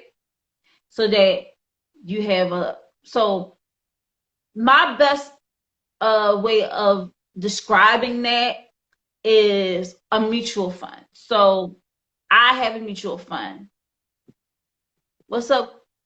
Was it Collageno on one? Thank you for joining Think Different TV. With mutual funds, because when you have a stock, you putting all your money into one stock, and you're putting all your eggs in one basket. So if the stock does really well, your money goes up. If it kind of like doesn't do anything, your money stays in the middle. And if it goes bankrupt, you lose all your money. But when you have a mutual fund and you're putting your money into 100 to 150 different stocks, so there's less risk involved. Not saying there's no risk. I'm saying it's less risk involved when you're doing a mutual fund and you're diversifying all your assets and stuff like that. So That's what asset allocation is. Asset allocation is just simply knowing, okay, I have some money over here, I have some money over here. Y'all kind of already do it because some people have their money in checking, some people have their money in savings, some people have money in bonds, some people have money in CDs, some people have, like, that's asset allocation, knowing where all your assets are and keeping account of such. What's up, Chris? Thank you for joining Think Different TV. What's up, CP Rights? Thank you for joining Think Different TV. So that's number 4. Number 5 is net worth. Net worth is what your total holdings are worth after subtracting all of your financial obligations. So that is, can I explain a way that I can see? Well, there are financial classes that are free that I take, and I can give you the information for that after the show, JB, if you would like it. So, because they do it on Zoom, and you are able to see everything that what I'm talking about right now. So, like I said, net worth is what your total holdings are worth after subtracting all of your financial obligations. So you have all your assets, right? And then you have financial obligations like your debts and all that stuff like that. You subtract it, and then that's your net worth. All right. So when you see, oh, Bill Gates' net worth is this, well, they already done subtracted everything that he owed and everything like that, and that's what is left over. So that's what that is. And it says, why is it important? Your net worth may fund most of your retirement years. So the faster and higher your net worth grows, the more it may help you in retirement. For retirees, a typical goal to preserve net worth to last through the retirement years. So that's the typical goal, is to do that. All right. Then you got 6, the 5 C's of credit. 5 C's of credit. Y'all ready? So these are character, capacity, capital, collateral, and conditions. They're the primary elements lenders evaluate to determine whether to make you a loan. All right. So that's character, capacity, capital, collateral, and conditions. Why is it important? All right. In other words, what does this mean to you? With a better understanding of how your banker is going to view and assess your creditworthiness, you will be better prepared to qualify for the loan you want and obtain a better interest rate. So, what's your character? Capacity, capital, collateral, and conditions. So those are the 5 C's of credit. Number 7, sustainable withdrawal rate. So sustainable withdrawal rate is the maximum percentage that you can withdraw from an investment portfolio each year to provide income that will last with reasonable certainty as long as you need it. What does this mean to you? Your retirement lifestyle will depend not only on your assets and investment choices, but also on how quickly you draw down your retirement portfolio. So sustainable withdrawal rate. So here's the thing about that, right? You get a certain percentage that you can withdraw up to, right? And as long as you don't go above that, you'll still be in a good standing. You'll still have some money left over.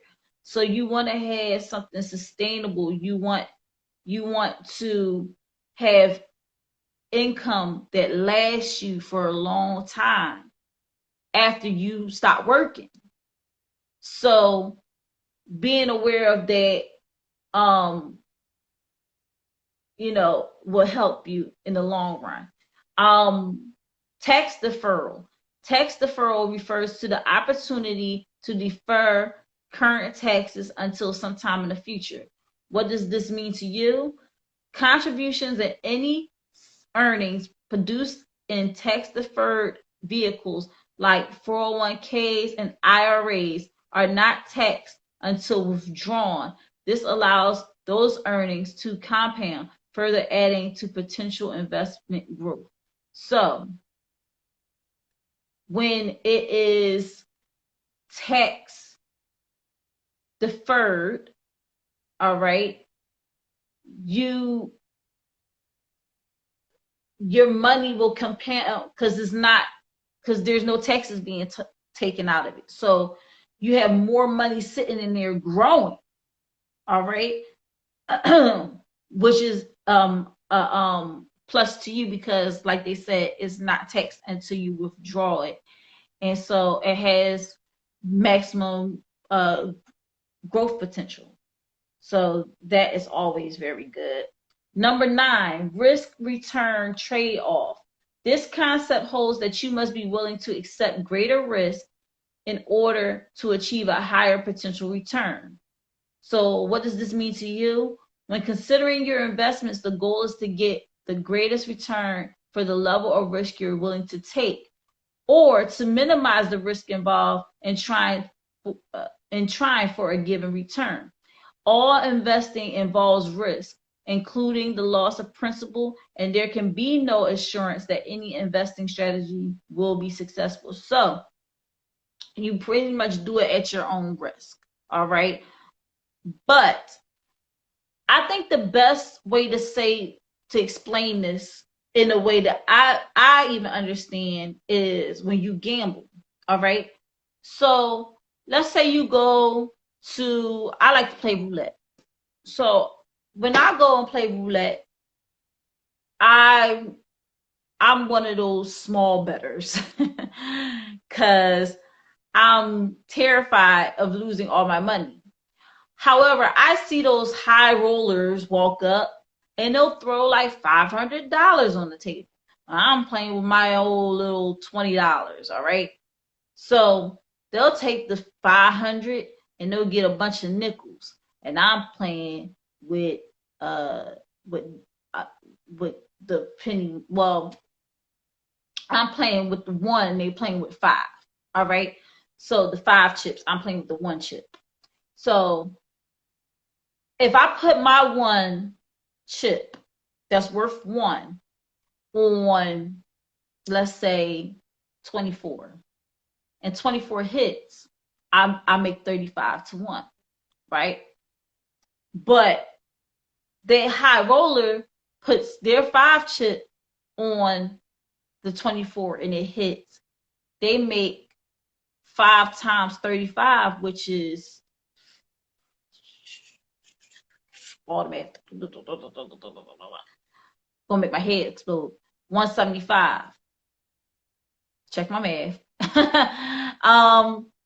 So they risk more money. They got a higher return.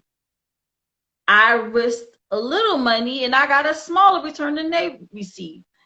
So that's what the risk return trade-off is. It's like the more you invest into something, the more of a return you will receive if that investment does well. But here's the kicker. There's always a flip side to it. So the more risk you take and put into something, like, you could potentially lose more. So it's not a guarantee if you're going to lose or gain. So every time you invest, it is a gamble. How big of a gamble you choose to go with is entirely up to you. But just know the risk involved. And that's what that is. The risk return trade-off is that concept that the more you risk, the more return you will receive if the investment does well. But it's also a potential for more loss. The less you invest, the less of a return you would receive. But your loss will not be as great. So there you go. And the very last one is the Fed. No, not the Feds, not the ones that's going to come and bust down the door and talk about freeze, everybody put your hands up. I'm not talking about that. I'm talking about the Federal Reserve. or the Fed as it's commonly called, is the central bank of the United States. All right. What does this mean to you? The Fed has three main objectives: maximum employment, stable prices, and moderate long-term interest rates. The Fed sets U.S. monetary policy to further these objectives. And over the years, its duties have expanded to include maintaining the stability of the entire U.S. financial system. So, maximum employment, stable prices, moderate long-term interest rates. Woo! Wow. So, what's up, Mama Miss? Thank you for joining Think Different TV. So I do have limited time remaining. I thank all of y'all for joining Think Different TV. Those were the